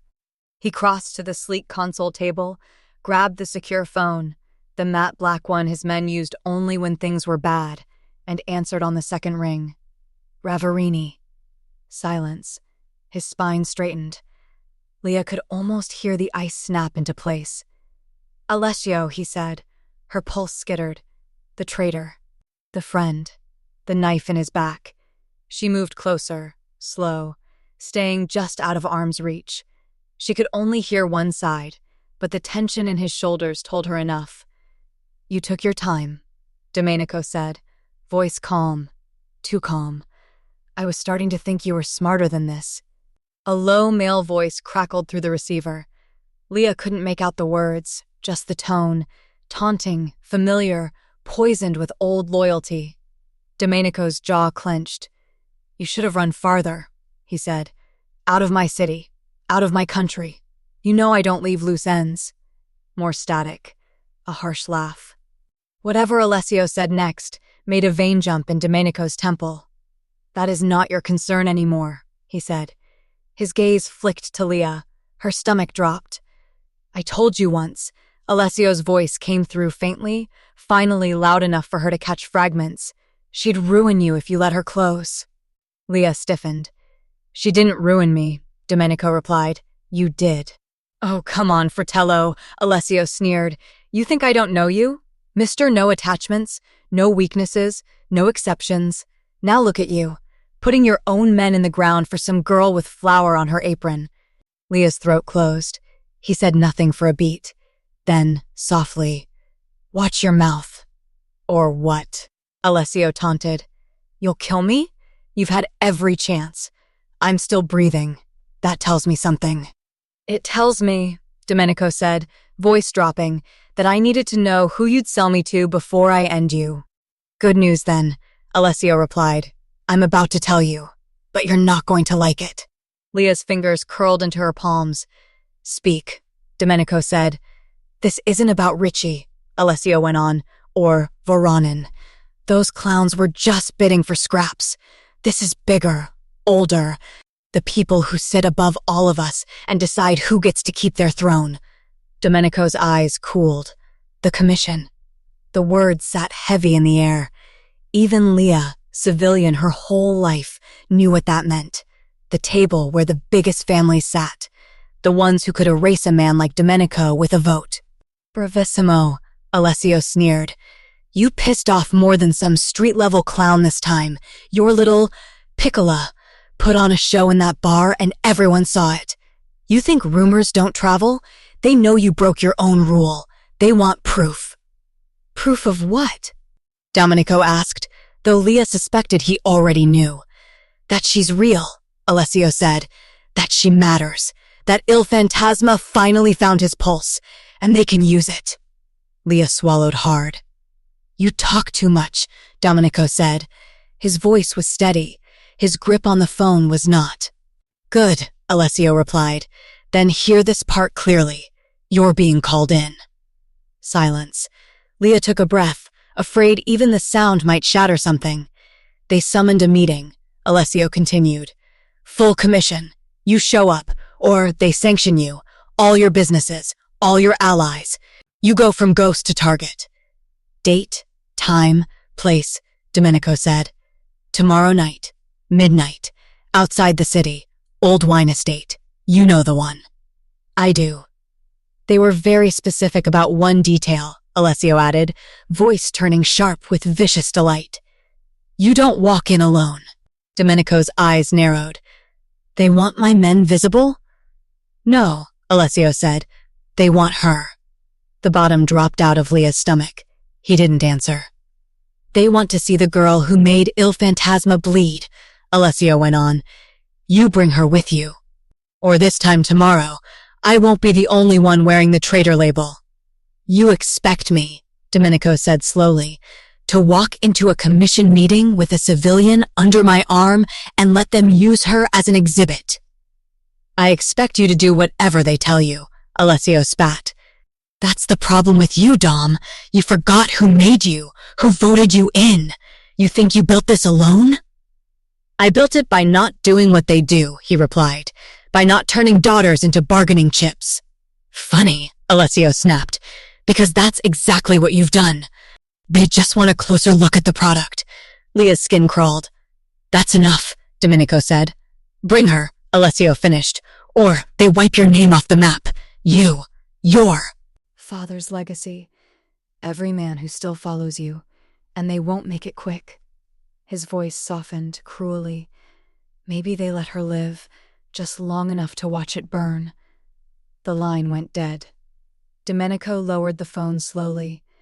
Leah's heart hammered a frantic rhythm against her ribs. "They want me," she said, voice barely a whisper. "They want to see if you can be used," he corrected, turning toward her.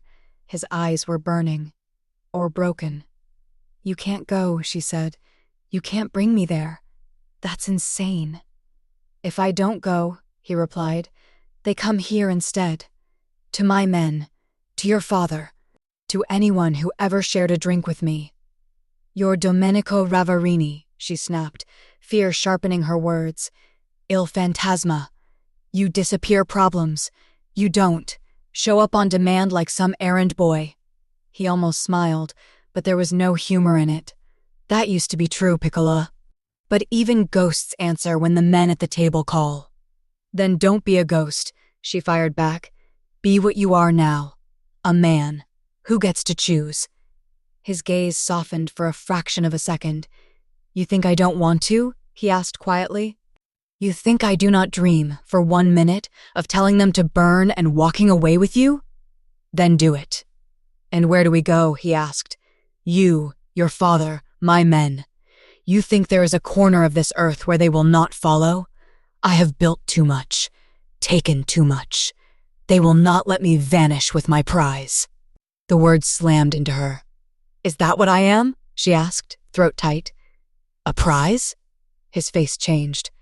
No, she laughed, rough and painful. Feels like it.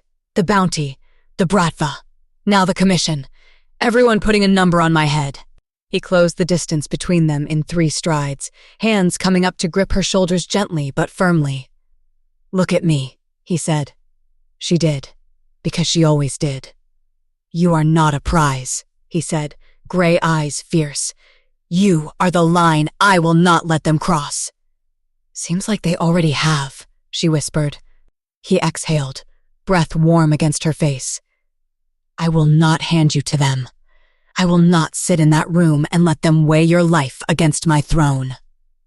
Then don't, she said. His gaze dropped, just for a moment, to her mouth. If I don't go, they kill us all. Maybe, she said, or maybe you do what you always do. What is that? Make your own rules. His fingers tightened. You have a plan? She almost laughed. No, but I have one question. He waited. Do you trust them? Never. Do you trust yourself? Yes. Do you trust me? His answer came without hesitation. Yes. She swallowed hard. Then maybe we go on our terms, not theirs. His eyes searched hers. What does that mean, Piccola? It means, she said slowly, you don't walk in with a girl they can break. You walk in with a woman who chose you, in front of them, on purpose. His jaw tensed. You have no idea what you're asking. Yes, she said quietly, I do. This is not a game. I know. They are not jealous ex-boyfriends in a bar, he said.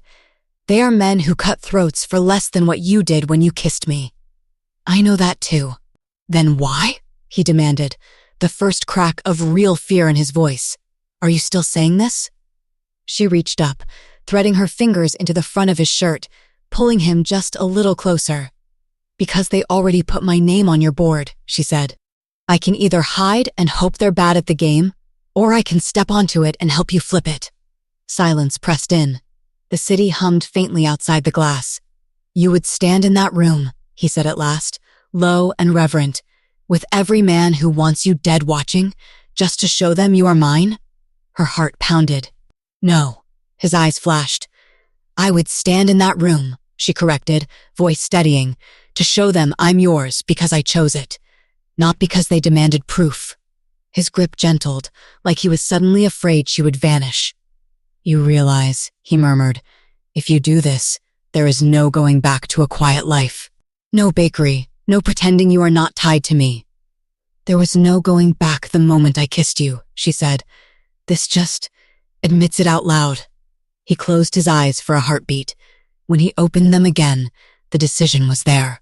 Not just in his words, in the way his shoulders squared, in the way his jaw set, in the way the ice around him shifted, not breaking, but turning to something sharp he could use. Very well, he said. We do this. My way. What's your way? She asked. He smiled, dark and dangerous. Make them think they are judging us, while we are judging them. That sounds very ominous. It is. He released one shoulder and lifted his hand to her face, fingertips tracing her jaw with unexpected tenderness. From now until that meeting ends, he said quietly, you do not leave my side. Not for a moment. You listen when I speak. You speak when I want them to hear you. You do not flinch. I might flinch a little. His thumb brushed her lower lip. Her breath hitched. Then you hide it behind that reckless mouth, he murmured. The one that kissed a ghost and made him a man. Her cheeks heated. You're really going to introduce me like that? Yes, he said, metaphorically. She laughed once, shaky, nerves and courage tangling in her chest. Domenico? She asked softly. Hmm? If we walk into that room and you have to choose between me and everything you've built. There is no choice, he said, her throat closed. You say that now. He bent his head until his lips hovered just above hers, his voice brushing her mouth. I say that knowing exactly what it means, he whispered. If they make me prove it, they will learn how much of this world I am willing to burn. Her heart did something wild and terrified and certain. She kissed him first this time. Not for a scene, not for jealousy, not even for comfort, for courage. He answered her with a low sound, his hand sliding to the back of her neck, anchoring her. For a few stolen seconds, there were no commission edicts, no traitors, no war. Just the ghost and the girl who called him back into his own body. When they finally broke apart, breathing hard, his forehead rested against hers. Get some rest, Piccola, he murmured. Tomorrow night, you walk into hell with me. And afterwards? She asked. His eyes burned. Afterwards, he said, if I am still standing and you are still breathing, the men who sit above us will remember something they forgot. What's that? He smiled, slow and lethal. That even ghosts belong to someone. The dress they wanted her to wear looked like it was designed for a sacrifice. Leah stared at herself in the mirror, fingers digging into the soft fabric at her hips. The gown was black. Not a little black dress black. Funeral black, commission black. The kind of black that swallowed light instead of reflecting it. Sophia stood behind her, arms crossed, chewing on a piece of gum like she wanted to fight the entire male population of the building.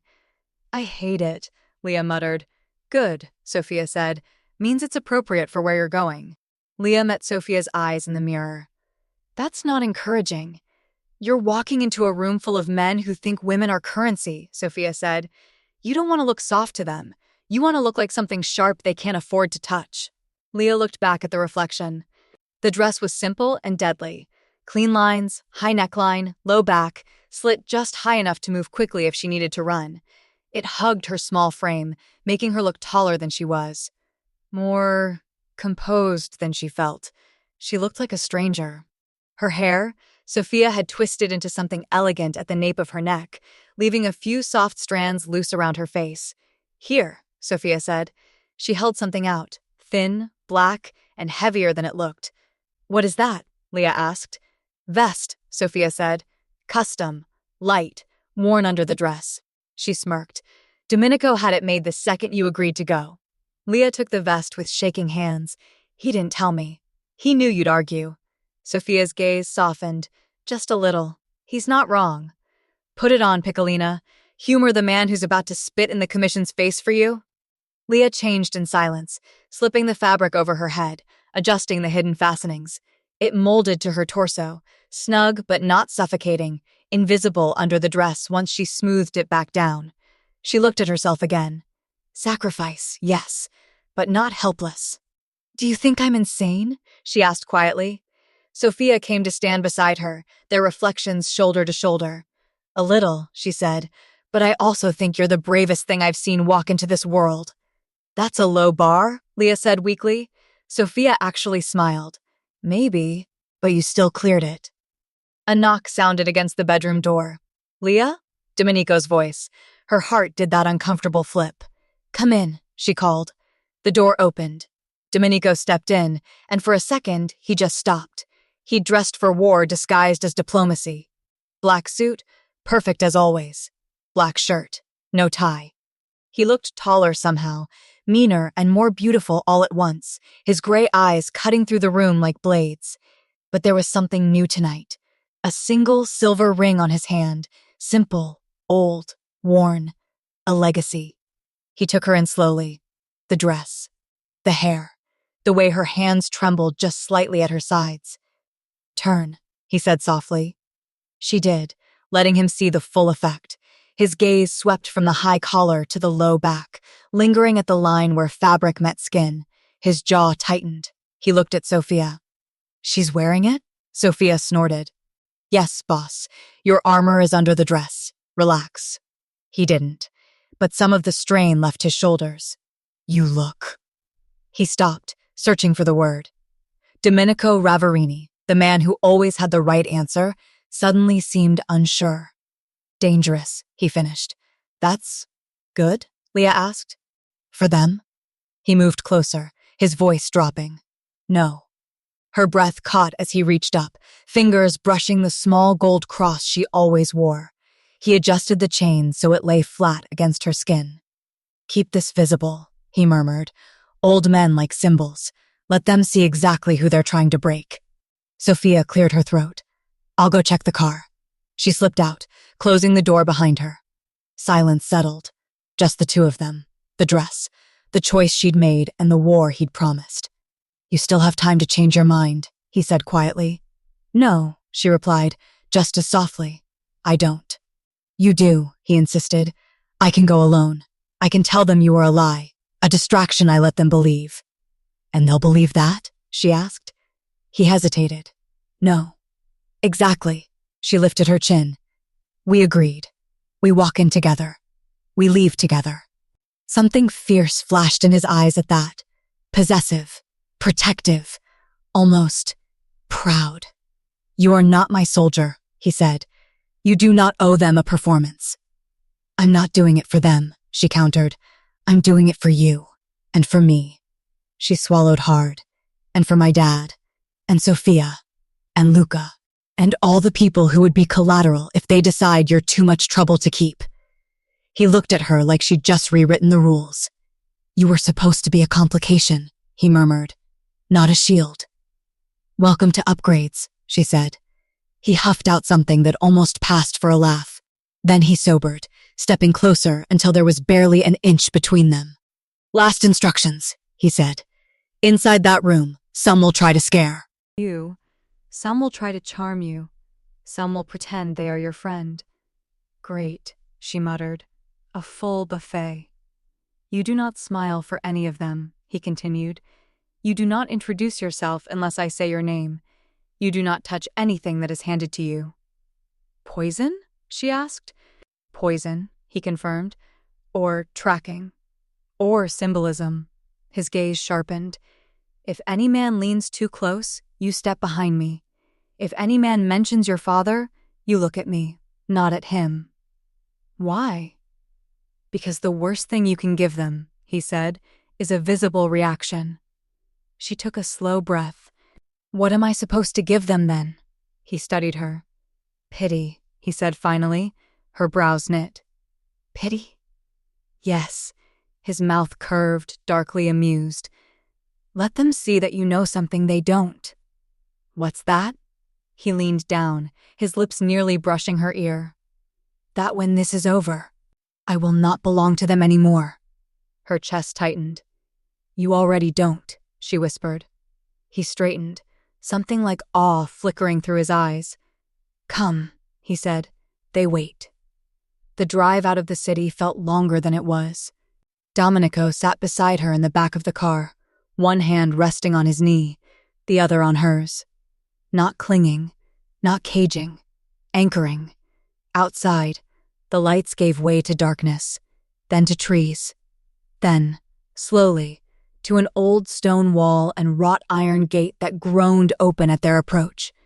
The estate rose ahead of them, lit in warm gold, an old winery, converted into something sharper.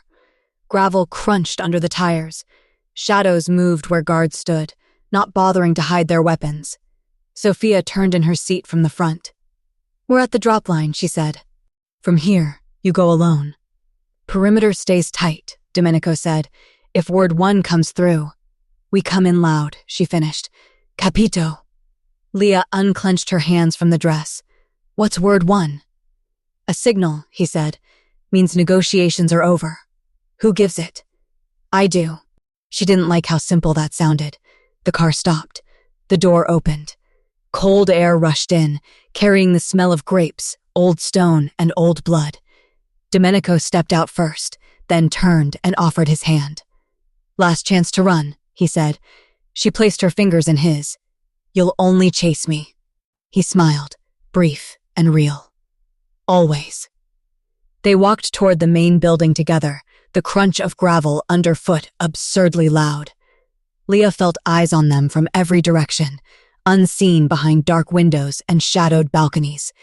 Near the entrance stood a row of men, older, some in suits, some in elegance gone stale, all of them looking like they'd been carved out of the same block of arrogance and survival. One stepped forward, silver hair, sharp eyes, a scar running along his cheek like a question mark.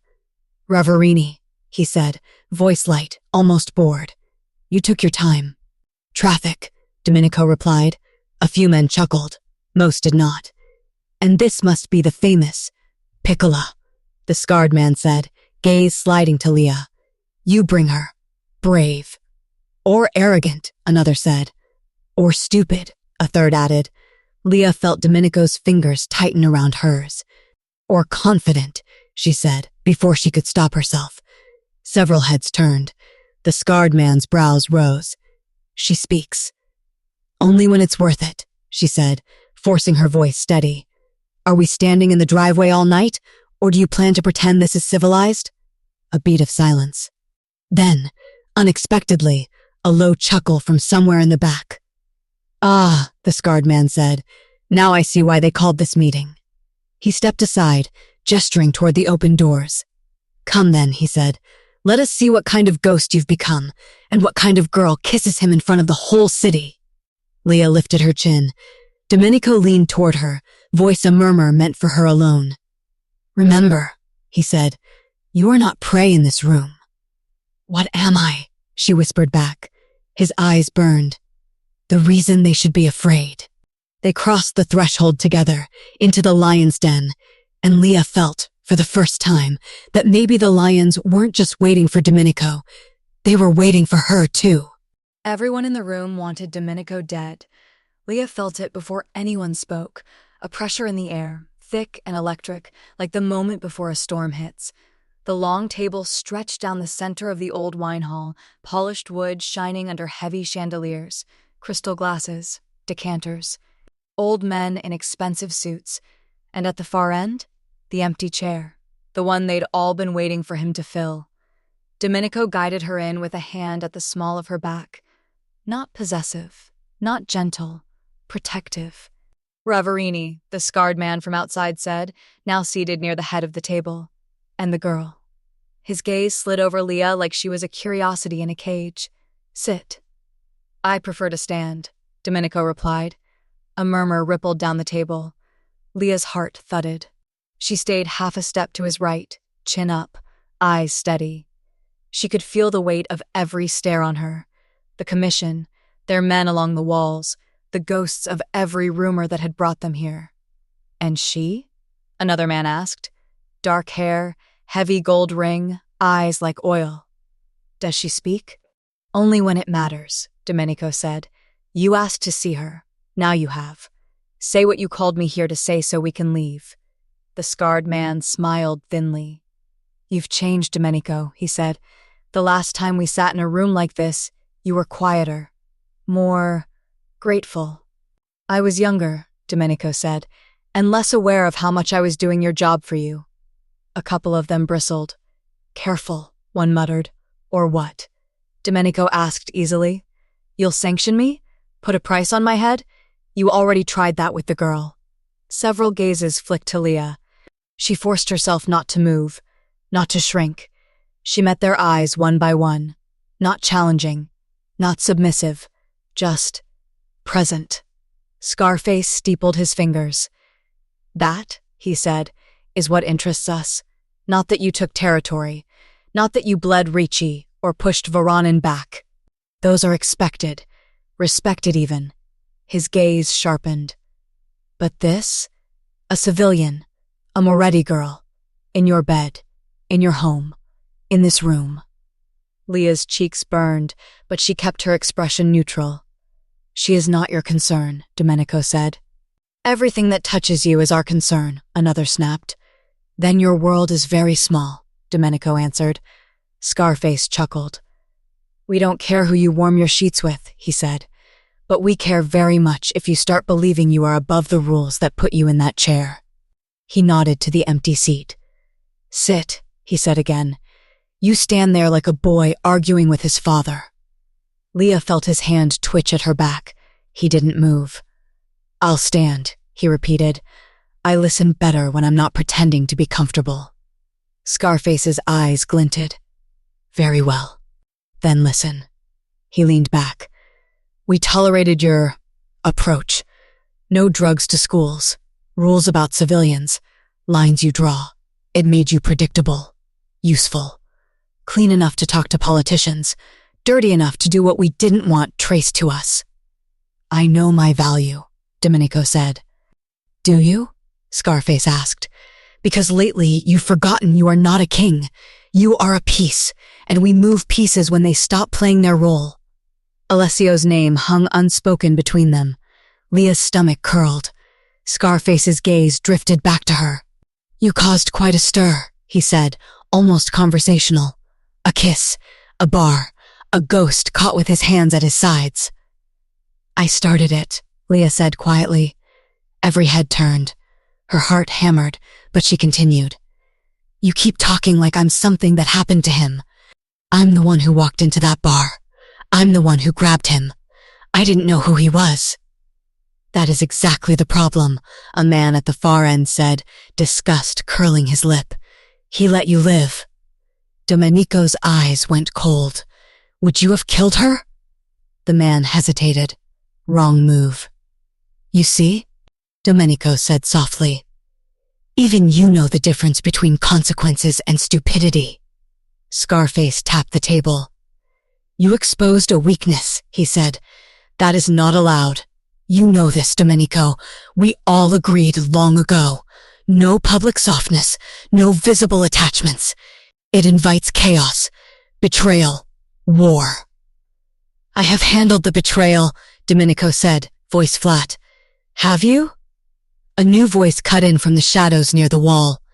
Leah stiffened. Alessio stepped forward. Same lazy grin, same familiar slope of his shoulders. But the warmth she'd seen in old pictures in Giovanni's house?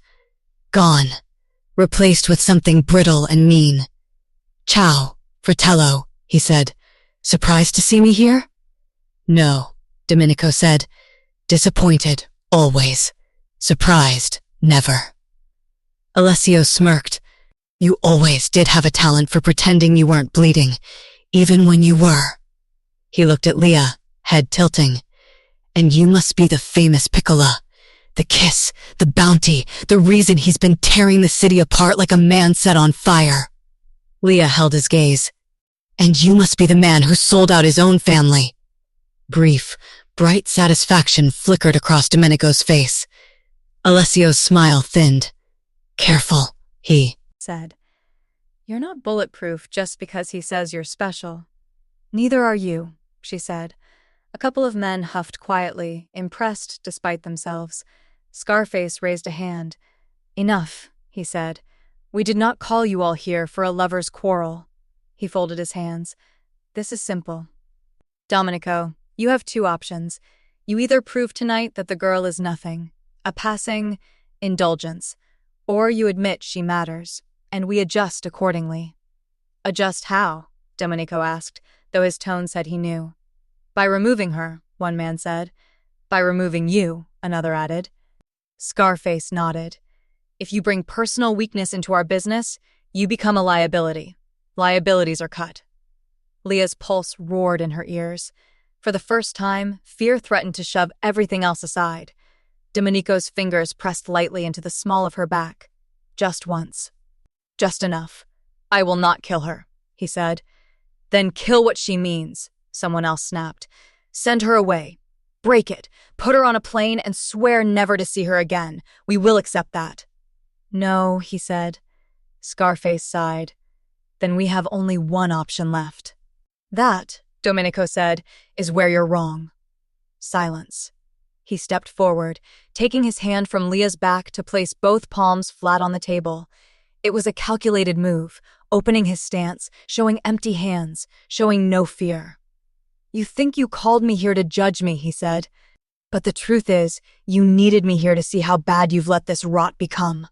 Murmurs. He lifted his gaze, sweeping the table. "You let Ricci run wild," he said. "You let Voronin move in.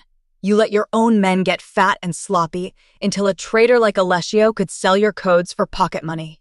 And instead of fixing that, you're obsessed with the fact I brought a woman into my home." His stare hardened. "You should be thanking her," he said, "because she is the reason your enemies revealed themselves." Leah's breath caught. Scarface's jaw tightened. "Watch it, boy." "I'm done watching," Domenico said. "You gave me this territory because you thought I'd be easy to control, a ghost you could point. Quiet, efficient, detached." He shook his head. "You forgot ghosts come from something, from someone, and you forgot what happens when you finally give one a reason to stay." Alessio snorted. "Look at him, the man without a pulse writing poetry because a girl kissed him." Domenico didn't look at him. "I will not let you touch her," he said. "I will not put her on a plane. I will not pretend she is nothing when every man in this room knows you've already painted a target on her back." Scarface's eyes went unreadable. "Then you understand," he said quietly, "that you leave us no choice." Chairs scraped as several men stood. The ones along the walls shifted, hands slipping inside jackets. Leah's heart slammed. Alessio smiled. "There it is," he said. "The moment you finally break your own rules. You're going to reach for that gun, Dom. You're going to start something you can't stop, and they'll call it justice while they bury you." Domenico straightened. He didn't reach for his gun. He reached for her hand. Leah's breath caught when his fingers locked through hers, firm and sure. "You think I came here unprepared?" he asked. "You forget who taught me to plan for the moment everyone at the table decides I'm too dangerous to keep." Something changed. The air shifted, and then a soft buzz. Every phone on the table lit up at once. The men frowned, glancing down. Leah saw it on the nearest screen. An image, a notification, a live feed. Domenico's voice stayed calm. "While we talk," he said, "my men are visiting your warehouses, your off-the-book accounts. Your little side deals with the Bratva you thought I didn't know about." Scarface's head snapped up. "You wouldn't dare." "I already did," he said. "Word 1 went out the moment I stepped onto your gravel." Gunfire crackled faintly from one of the phones, shouting, "Smoke." Someone cursed in rapid Italian. Another scrambled to dial out, only to find no signal, no answer. "You use me when it suits you," Domenico said. "You call me a king when it suits you, a dog when it doesn't. Tonight, I decided I'm done being either." "You've just signed your death warrant," Scarface hissed. "No," he replied, "I signed yours." A man at the far end yelled, "Take him." That broke it. Everything exploded at once. Hands lunged, chairs flew back, guns flashed. Domenico moved before anyone else. He yanked Leah down behind the heavy table, wrapping an arm around her, shielding her body with his as the first shots tore through the room. Wood splintered, glass shattered. Men shouted, some falling, some ordering, some firing wildly. Leah's ears rang. Her face pressed into his chest, smelling gunpowder and clean cologne and the metallic tang of danger. "Stay down," he growled into her hair. "I hate when you say that," she gasped. He shifted just enough to fire back over the table edge, precise, controlled. Shots, not the panicked bursts filling the air. 2 bodies thudded. Someone screamed. Another cursed. The big doors blew inward. Luca's voice cut through the chaos. Word 1, move, move, move. Domenico's men poured into the hall like a dark tide, weapons trained, movements disciplined, not slaughter, targeted strikes. The commission's guards went down fast. The old men at the table tried to crawl, to flee, to dial numbers that wouldn't save them. Leah squeezed her eyes shut, then forced them open. She didn't want to remember this as faceless chaos. She wanted to see exactly what choice she'd made. A man raised a gun toward their end of the table.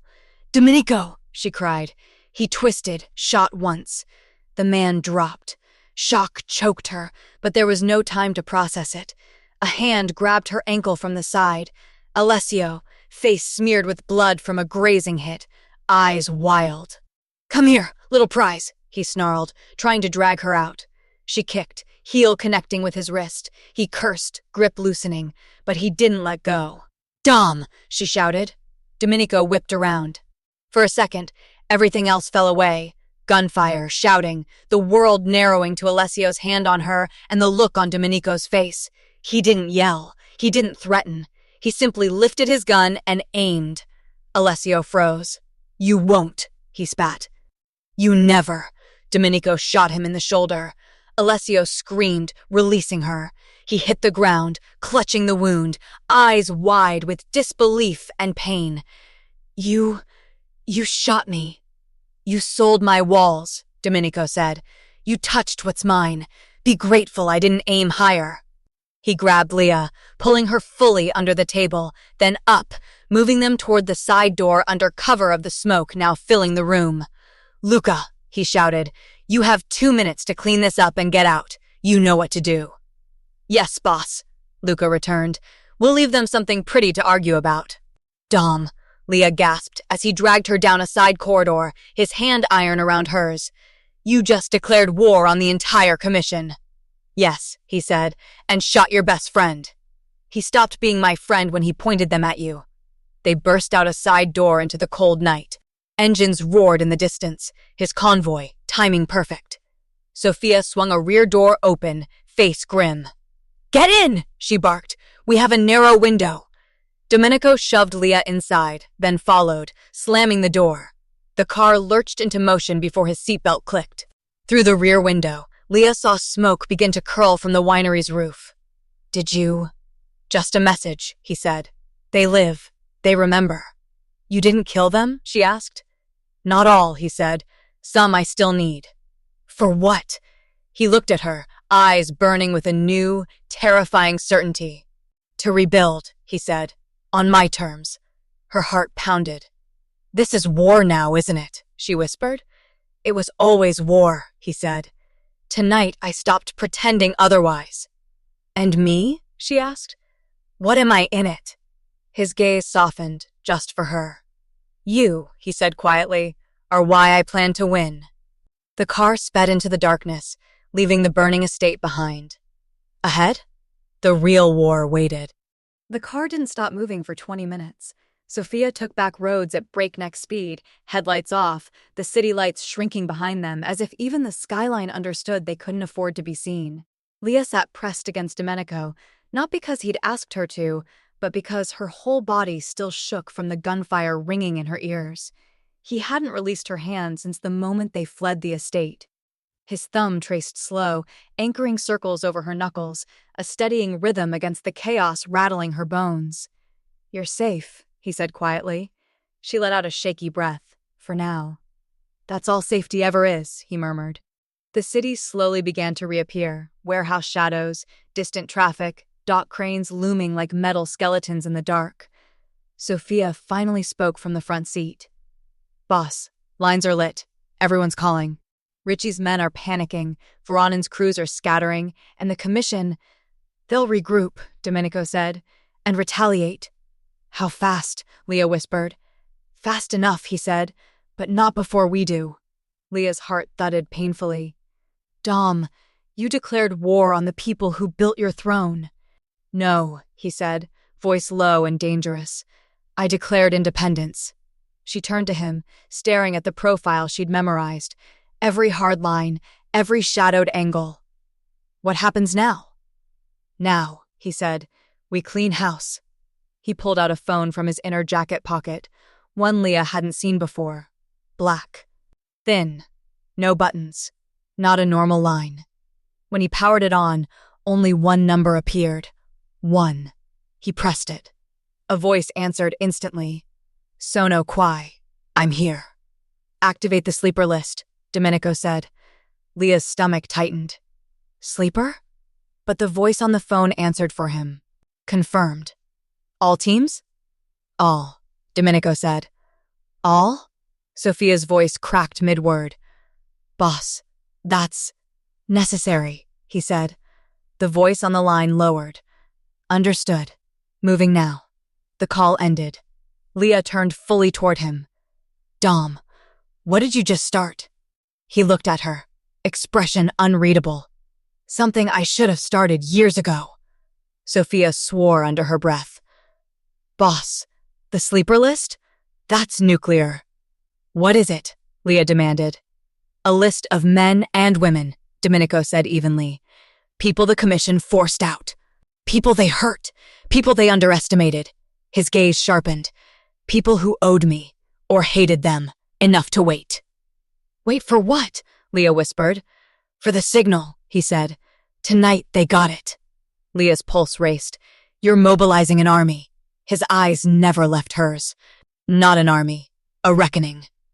The car slowed as they crossed into a shadowed industrial district. Long abandoned factories, cracked pavement, rusted fences. Sophia pulled into a gated yard, headlights cutting through dust. Are we staying here? Leah asked, voice small. For now, Domenico said. Until the perimeter stabilizes. The gates shut behind them with a heavy clang. Luca was waiting, breath visible in the cold air, gun holstered, suit torn at the shoulder. Blood stained one sleeve, but he looked alive. Boss. His voice was sharp with adrenaline. We lost 2 guards, 4 wounded. But Ricci's warehouse is on fire, and Voronen's eastern docks are compromised.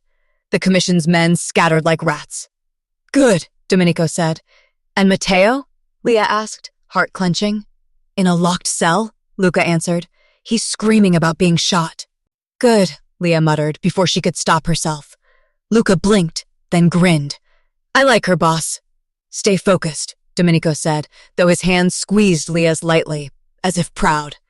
They moved quickly into the building, a repurposed safe house, walls reinforced, lights dim, men stationed at every corner. The air hummed with tension. Sophia shut the door behind them. We can't stay long. They'll triangulate soon. Tracking chatter, burned buildings, missing men. I know, Domenico said. Secure this floor. No one in or out without my order. Luca nodded and disappeared. Domenico turned to Leah, studying her face. Are you hurt? No, she said, just rattled. He brushed a strand of hair behind her ear. You did well. I kicked your traitor in the wrist and saved yourself, he murmured, which is exactly what I need you to keep doing. She tried to smile, but her hands trembled. He noticed. Come with me, he said. He guided her through a side door into a smaller room, a converted office with a single couch, a desk, and a floor lamp. It wasn't luxurious, it wasn't warm, but it was quiet. He shut the door behind them. Leah leaned back against the wall, finally letting the adrenaline drain. Her knees almost buckled. Domenico was there instantly, hands bracketing her waist, steadying her. Breathe, Piccola. I'm trying, she whispered, pressing a hand to her chest. Everything's just moving too fast. You're safe with me. You can't promise that. He touched her chin, lifting her eyes to his. I don't make promises I can't keep. She exhaled shakily. The commission knows my face. My name. They want to use me. They won't. How can you say that? Because I will not let them touch you. She laughed once, brokenly. You're one man. I'm the man they underestimated, he said, stepping in closer. The one they built, the one they thought they owned, and the one they cannot control. Her eyes stung. He brushed his thumb across her lower lip, the faintest touch, sending warmth through her. I need you to stay with me, he said. Here, through this.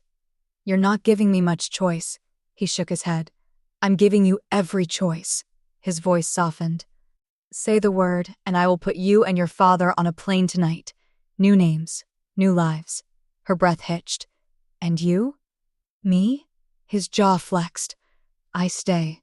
They'll come for me either way. The realization hit her like a physical blow.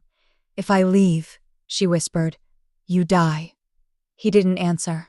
Silence stretched between them. Heavy, raw. Her hands lifted, hesitant, then certain, pressing against his chest, feeling the steady beat beneath her palms. I'm not leaving you, she said. Not now. Not when they want you dead because of me. They want me dead because of me, he corrected. You are just the excuse they used.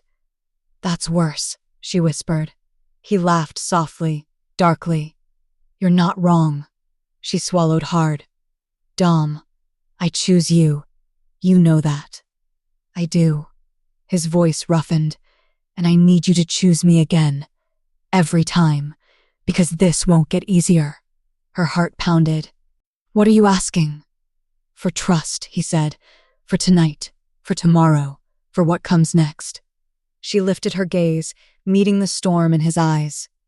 I trust you, she said. His breath caught. There were no more words after that.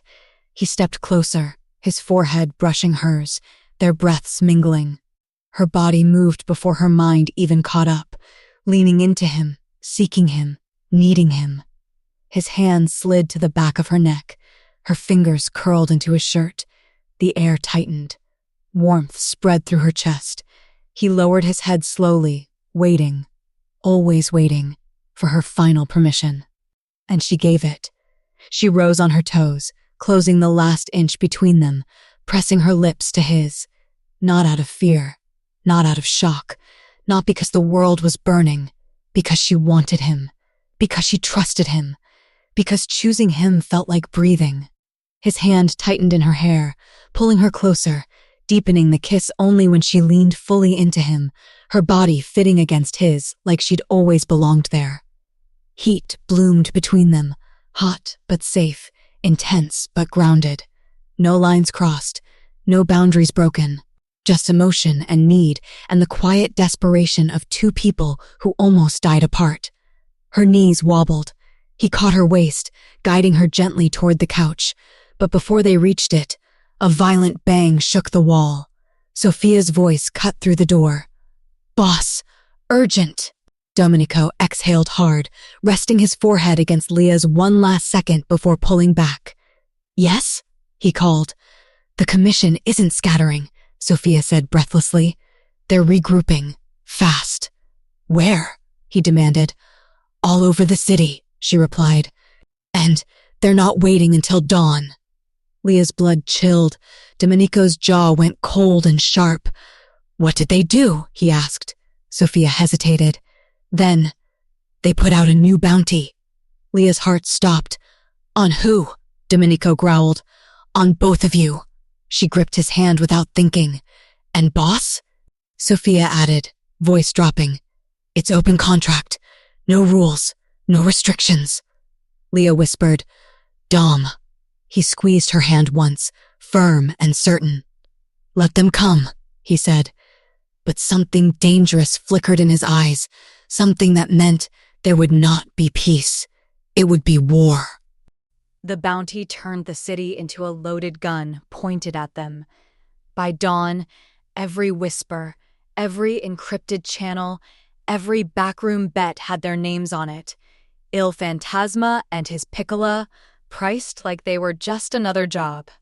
Leah stood by the grimy warehouse window, watching the gray morning seep over the docks. Men moved below like restless shadows. Trucks, radios, guns. All because she'd kissed the wrong man and refused to regret it. Footsteps approached behind her. She didn't have to turn to know who it was. They won't stop, she said quietly. Will they? No. Domenico came to stand at her shoulder. Not until I give them a better fear than the price on our heads. She glanced at him.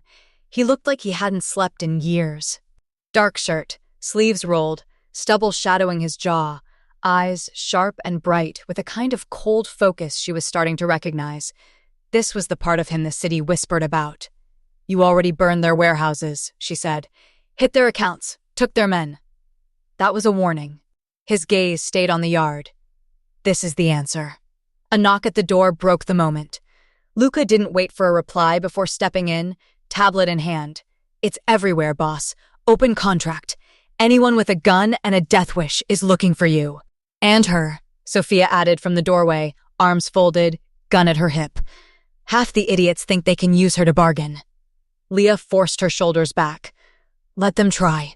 Sophia's mouth twitched. That's the spirit. Domenico held out his hand for the tablet. Luca passed it over. On the screen, screenshots, group chats, the bounty terms. He read, jaw tightening. Good, he said finally, setting it down. They made their move. Now we make ours. What exactly is ours? Leah asked. He looked at her then, really looked, as if weighing how much of his world to hand her. You remember the feed from last night? He asked. The phones on the table, the recordings. You said your men were hitting their places while you were inside, and recording everything while those old bastards threatened to kill you for loving me, he said flatly. That part is important. Luca grinned, feral.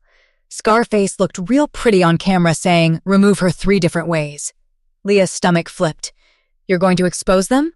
Domenico nodded once, to everyone who still sits on the edges, smaller crews, border families.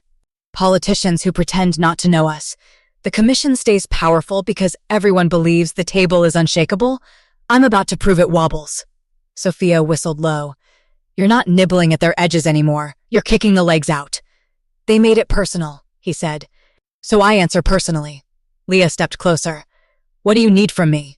He didn't say nothing. He didn't tell her to sit, or hide, or stay quiet. Instead, he reached for her hand, enclosing it in his. I need you visible, he said. With me. Alive. Unbroken. While they choke on the fact they failed. That's dangerous, she said. Yes, he agreed. And if they come for us again? His eyes turned to steel. Then I finish what I started at that estate. Before she could respond, a second knock sounded. This one slower, followed by a familiar voice. Leah? Piccola? Her heart leaped. Papa! She hurried to the door and pulled it open. Giovanni Moretti stood there, tired and scowling and alive. He pulled her into a rough hug before she could say anything. Are you all right? He demanded into her hair. You look thin, and you're wearing black. I hate it. She laughed into his chest. Nice to see you too. He held her at arm's length, inspecting her. You should be home, not in a warehouse like it's 1989. This is home, she said before she could stop herself. His jaw ticked. His gaze slid over her shoulder to Domenico. You going to fix this?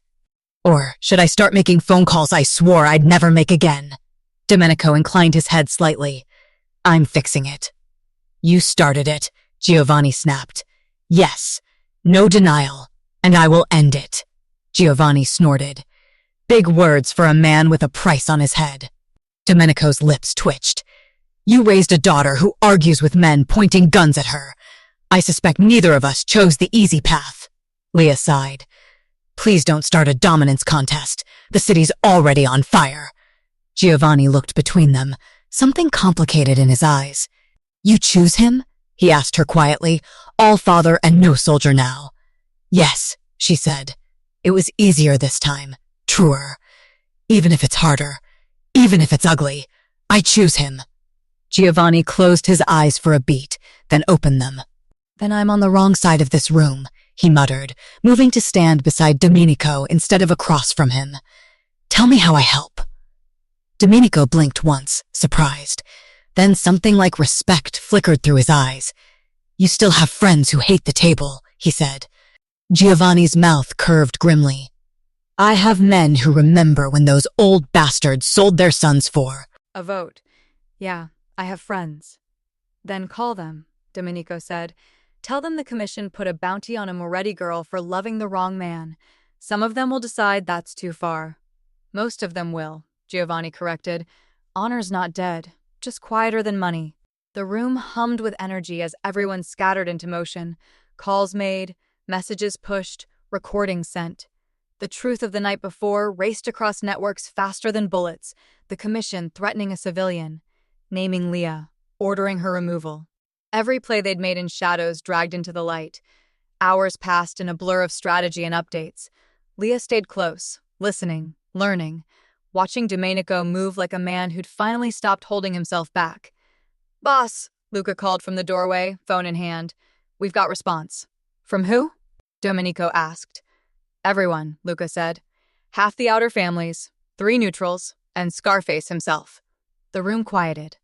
Put him through, Domenico said. Luca hit a button, then set the phone on speaker. Static. Then, Ravarini.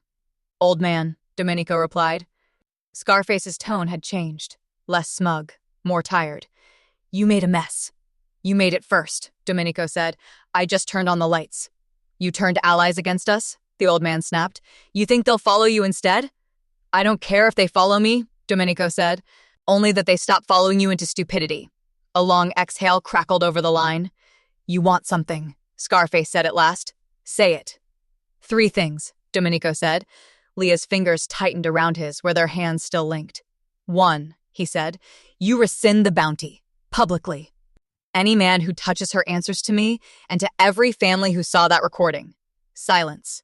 2, he continued. You put my seat on paper. Independent. I answer to myself. My syndicate is mine. No more calls like last night. That seat belongs to us, Scarface said. Then come take it, Domenico replied. See how many of us are left at the end. Another long pause. And 3? Scarface asked, voice quieter.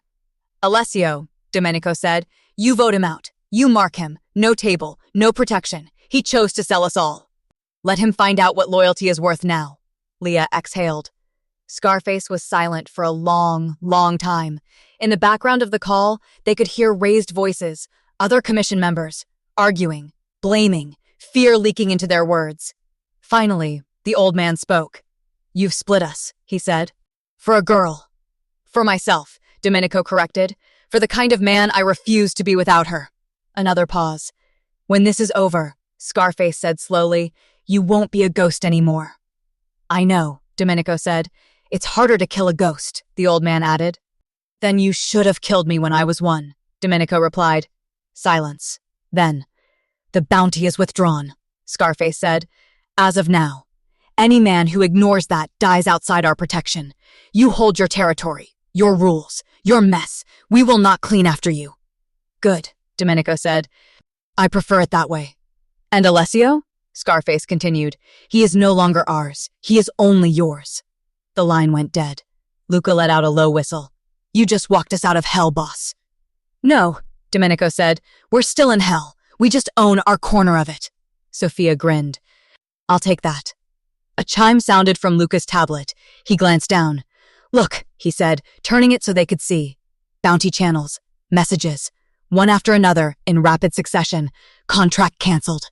Any move on Ghost Girl equals suicide. Table pulled back. Stand down. Leah's knees went weak with relief. Giovanni blew out a slow breath. Well, he said, that's one way to end a war.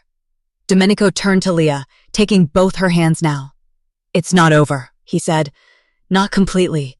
There will always be men who don't listen, who don't care about lines. I know, she said, but it's better. Yes, he agreed. You did it, she whispered. You walked into their house, and you walked back out. With me. Because of you, he replied. She shook her head. With me, she corrected softly. We did it together. Something unguarded flashed across his face.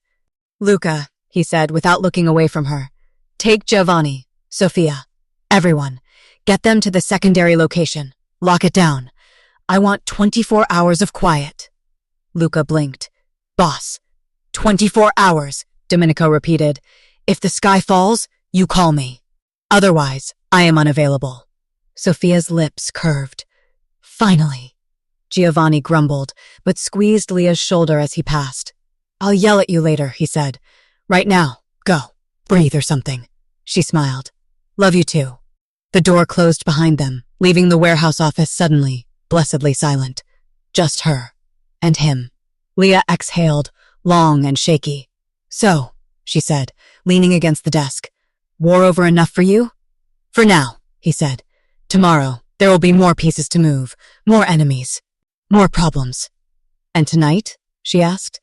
He stepped toward her, every line of him finally relaxing, like the fight had left his bones and something else was taking its place. Tonight, he said softly, I want to remember why I started this. She swallowed. Why did you? He stopped in front of her, close enough that the air between them turned warm and tight. Because a girl with flour on her hands, he said, kissed a ghost and refused to apologize. Her cheeks flushed. He tipped her chin up. And because when the world pointed guns at us, you still chose me. I'll keep choosing you, she whispered. His breath caught. Say it again, he murmured. I choose you, she said. Not your name, not your fear, not your throne. You. His eyes closed briefly, like the words hit somewhere he didn't know how to protect. When he opened them, they were softer than she'd ever seen. Still steel, but warmed from the inside. Leah, he said quietly, if you ever want out— I don't, she cut in. You might, he insisted. One day, when the noise feels too loud, when the shadows feel too close. She rose from the desk, closing the distance, her hands sliding up his chest to his shoulders. Then you'll walk with me, she said. Wherever we go, whatever we build, we decide together. He looked at her like she was something holy.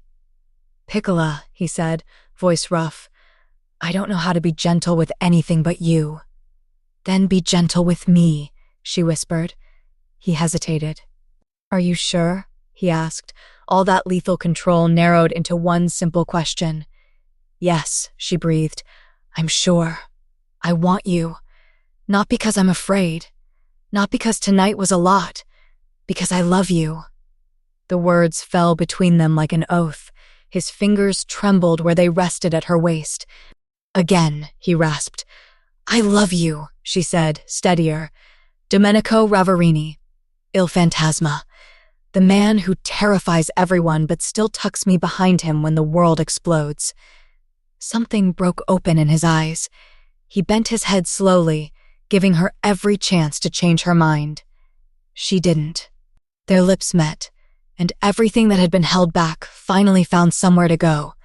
Fear, relief, hunger, tenderness. His hands cupped her face like she was something fragile and priceless. Hers fisted in his shirt, pulling him closer, telling him without words that she was exactly where she wanted to be. He kissed her deeper, only when she leaned into him, when her body pressed along his without hesitation. Every movement was a question. Every response from her was yes. He lifted her in his arms like she weighed nothing. Her breath hitched, arms wrapping around his neck on instinct. You are sure? He asked again, voice rough against her cheek. Yes, she whispered. I want all of you. The man, the ghost, the future, whatever it looks like. He carried her out of the office, up the short flight of stairs to the smaller private room he used when he couldn't go home. It was simple, clean, quiet. He set her down like she might break, and she pulled him back to her, smiling against his mouth. I'm not glass, she murmured. No, he said. You are much more dangerous. His thumb traced the edge of her jaw, memorizing. Her hands slid up to the back of his neck, feeling the tension there, the way he held himself back even now.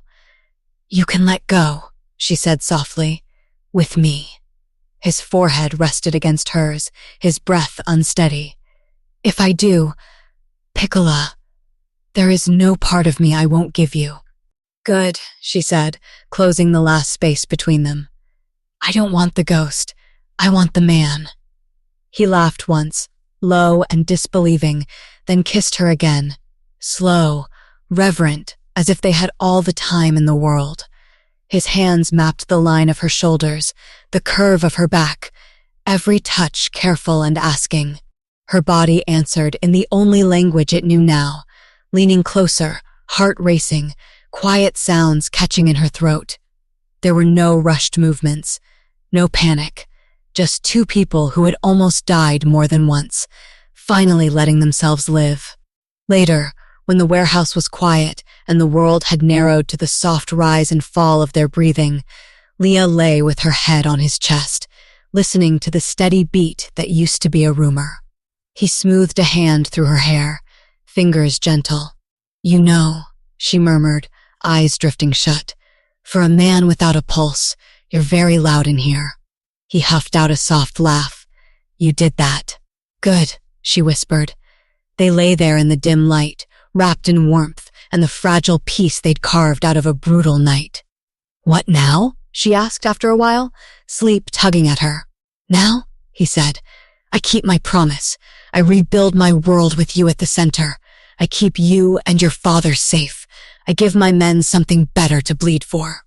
And me? She asked, voice barely a breath. He pressed a kiss to her hair. You, he said, keep kissing the wrong man, who became the right one. She smiled, eyes closing. Outside, the city whispered about Il Fantasma and the girl who'd brought him back from the dead.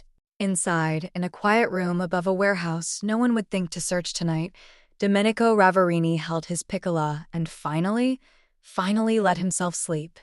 Not as a ghost, as a man, with something and someone worth living for. 6 months later, the bakery bell chimed at 5:47 a.m., 12 minutes before opening, 7 minutes before anyone sane should be awake. Leah placed the last tray of Maritozzi on the counter and wiped her hands on her apron, smiling when she heard the heavy footsteps she now recognized instantly. "You're early," she called without turning. "And you smell like sugar," Domenico said behind her, "which is unfair at this hour." She laughed and finally turned to face him. Domenico Ravarini, former ghost, current ruler of a cleaner empire, looked wildly out of place in her small bakery. He wore a charcoal suit with his jacket open, no tie, shirt sleeves rolled to his forearms. His hair was mussed from the wind. His smile, rare as always, was for her alone. And beneath all that power, the same man who had held her through the worst night of her life and every quiet morning since. "You brought security again," she said, glancing out the window where Luca and Sofia leaned against the black SUV parked outside. "They bring themselves," he said. "I've stopped arguing with them." She raised an eyebrow. He rolled his eyes. "Fine. I asked them to. It makes your father feel better." At the mention of Giovanni, Leah's smile softened. Her father had moved above the bakery now, close enough to watch over her, far enough to let her breathe. He'd joined Domenico's new council, reluctantly but with fire in his eyes, a guardian of the old ways, helping shape the new. "Are you sure you should be here before sunrise?" she teased. "Doesn't the city expect you to be brooding on a rooftop somewhere?" He stepped closer, stopping just before he could touch her, but close enough she felt the heat of him. "I brood better when you're there," he murmured. She blushed and hated how easy it still was for him to do that. "You know," she said, "people already talk when the most feared man in the city walks into my bakery for coffee." "I don't come for coffee," he said. "Bread? No. Breakfast? No." She crossed her arms, amused. "Then why, Don Ravarini, do you show up at my door before the sun does?" He reached for her apron, tugging gently on the knot at her hip. "Because my girlfriend," he said quietly, "laughs at me when I do." Her breath caught at the word. Girlfriend. He'd said it like it was the easiest thing in the world. Like it didn't matter that he'd been raised in a world where men like him didn't have girlfriends. They had arrangements, shadows, secrets. But he'd chosen her in the open. Chosen this. Chosen them. Leah swallowed. "You can't just call me your girlfriend when you want pastries." He leaned in until his breath brushed her cheek. "I call you that," he said, "because it's true." Her stomach flipped. He kissed her then. Slow, warm, morning soft. No danger. No threat of gunfire. No shadows in the corners. Just him. Just her. Just the kind of kiss you give someone you plan to kiss for the rest of your life. When he pulled back, she kept her forehead against his for a second, savoring the gentleness she still couldn't quite believe belonged to her. "Everything okay?" she whispered. "Yes," he said, "for the first time in maybe ever." She smiled. He let his forehead rest against hers, voice low. "What are you thinking?" "That this is nice," she said. "Us. Quiet. Normal." "Normal," he repeated, amused. "Piccola, I don't do normal." She grinned. "Maybe not, but you do quiet mornings with me." He paused, as if realizing that was true. Then he kissed her cheek, light as a breath. "I do." The bell jingled again. Giovanni Moretti shuffled in wearing slippers, a robe, and the eternal look of a man who had lived too many lives before breakfast. "Leah," he grumbled, "tell your boyfriend to move his damn car. People will think criminals come here." "Papa," she sighed, "you know criminals come here." "Not anymore," Giovanni said proudly. "We cleaned this city." "We?" she said, teasing. "Yes," he said, ignoring her smile. "We. And anyway, people talk." "They talked before you were born," Domenico said dryly. Giovanni waved a hand. "Don't get smart with me, Fantasma." Leah watched the two most impossible men in her life glare at each other over biscotti and coffee like grumpy wolves in a bakery. She loved them both. This was her life now. Danger didn't vanish just because the war ended. There were still men who whispered, still rivals who tested lines, still a commission learning to fear the new rules. But the bounties were gone. The traitors were dealt with. Alessio, without protection, had vanished into the world as a hunted man. Domenico had rebuilt his empire in 6 months, and he'd rebuilt himself more quietly in her kitchen. "Dom?" she said, as Giovanni retreated to the corner table with his newspaper. "Yes, Piccola? You know my dad hates when you're here before opening, right?" "He will survive," she smirked. "And you know sleeping at the safe house when you could have slept at my place is ridiculous, right?" His eyebrow lifted. "I thought we—" Agreed your father wasn't ready for that. "Papa," she called loudly. "Dom's staying over tonight." Giovanni choked on his biscotti. "Like hell he is." Domenico coughed into his fist, eyes fighting a smile. "You're going to get me killed." "No," she said, grabbing his lapels and pulling him down for another kiss. "I saved you, remember?" He kissed her back, soft and controlled and full of something he never said to anyone else. Then she whispered, "I love you." He whispered it back like a vow. "I love you, Piccola, more than my name, more than my throne, more than my ghosts." Her hand slid to his cheek, thumb brushing the line of his jaw. "Good," she said softly, "because ghosts don't get happy endings." "And men?" he asked, tilting his head. "Men do," she whispered. "You do." He pressed a final kiss to her forehead. Outside, the city began to wake, its new king and his girl standing in the warm light of a bakery that smelled like sugar and home.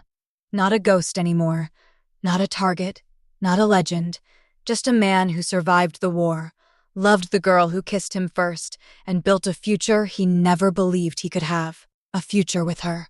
A future they chose together. The end. Thank you so much for listening tonight, my loves. I truly appreciate you being here with me. Your time means more to me than you know. Now I want to hear from you. Was that kiss fate? A huge mistake? Or the beginning of something dangerously beautiful? And if you were in her place, would you run from him? Or would you stay and face those cold gray eyes? Drop your thoughts in the comments. Your opinions matter to me. They help me create better stories for you, and they help YouTube put my videos right in front of you so you never miss a new dark mafia romance. And if you enjoyed this story, make sure you hit subscribe so you don't miss the next dangerous love story coming very, very soon. Thank you again for spending your night with me. I'll see you in the next story.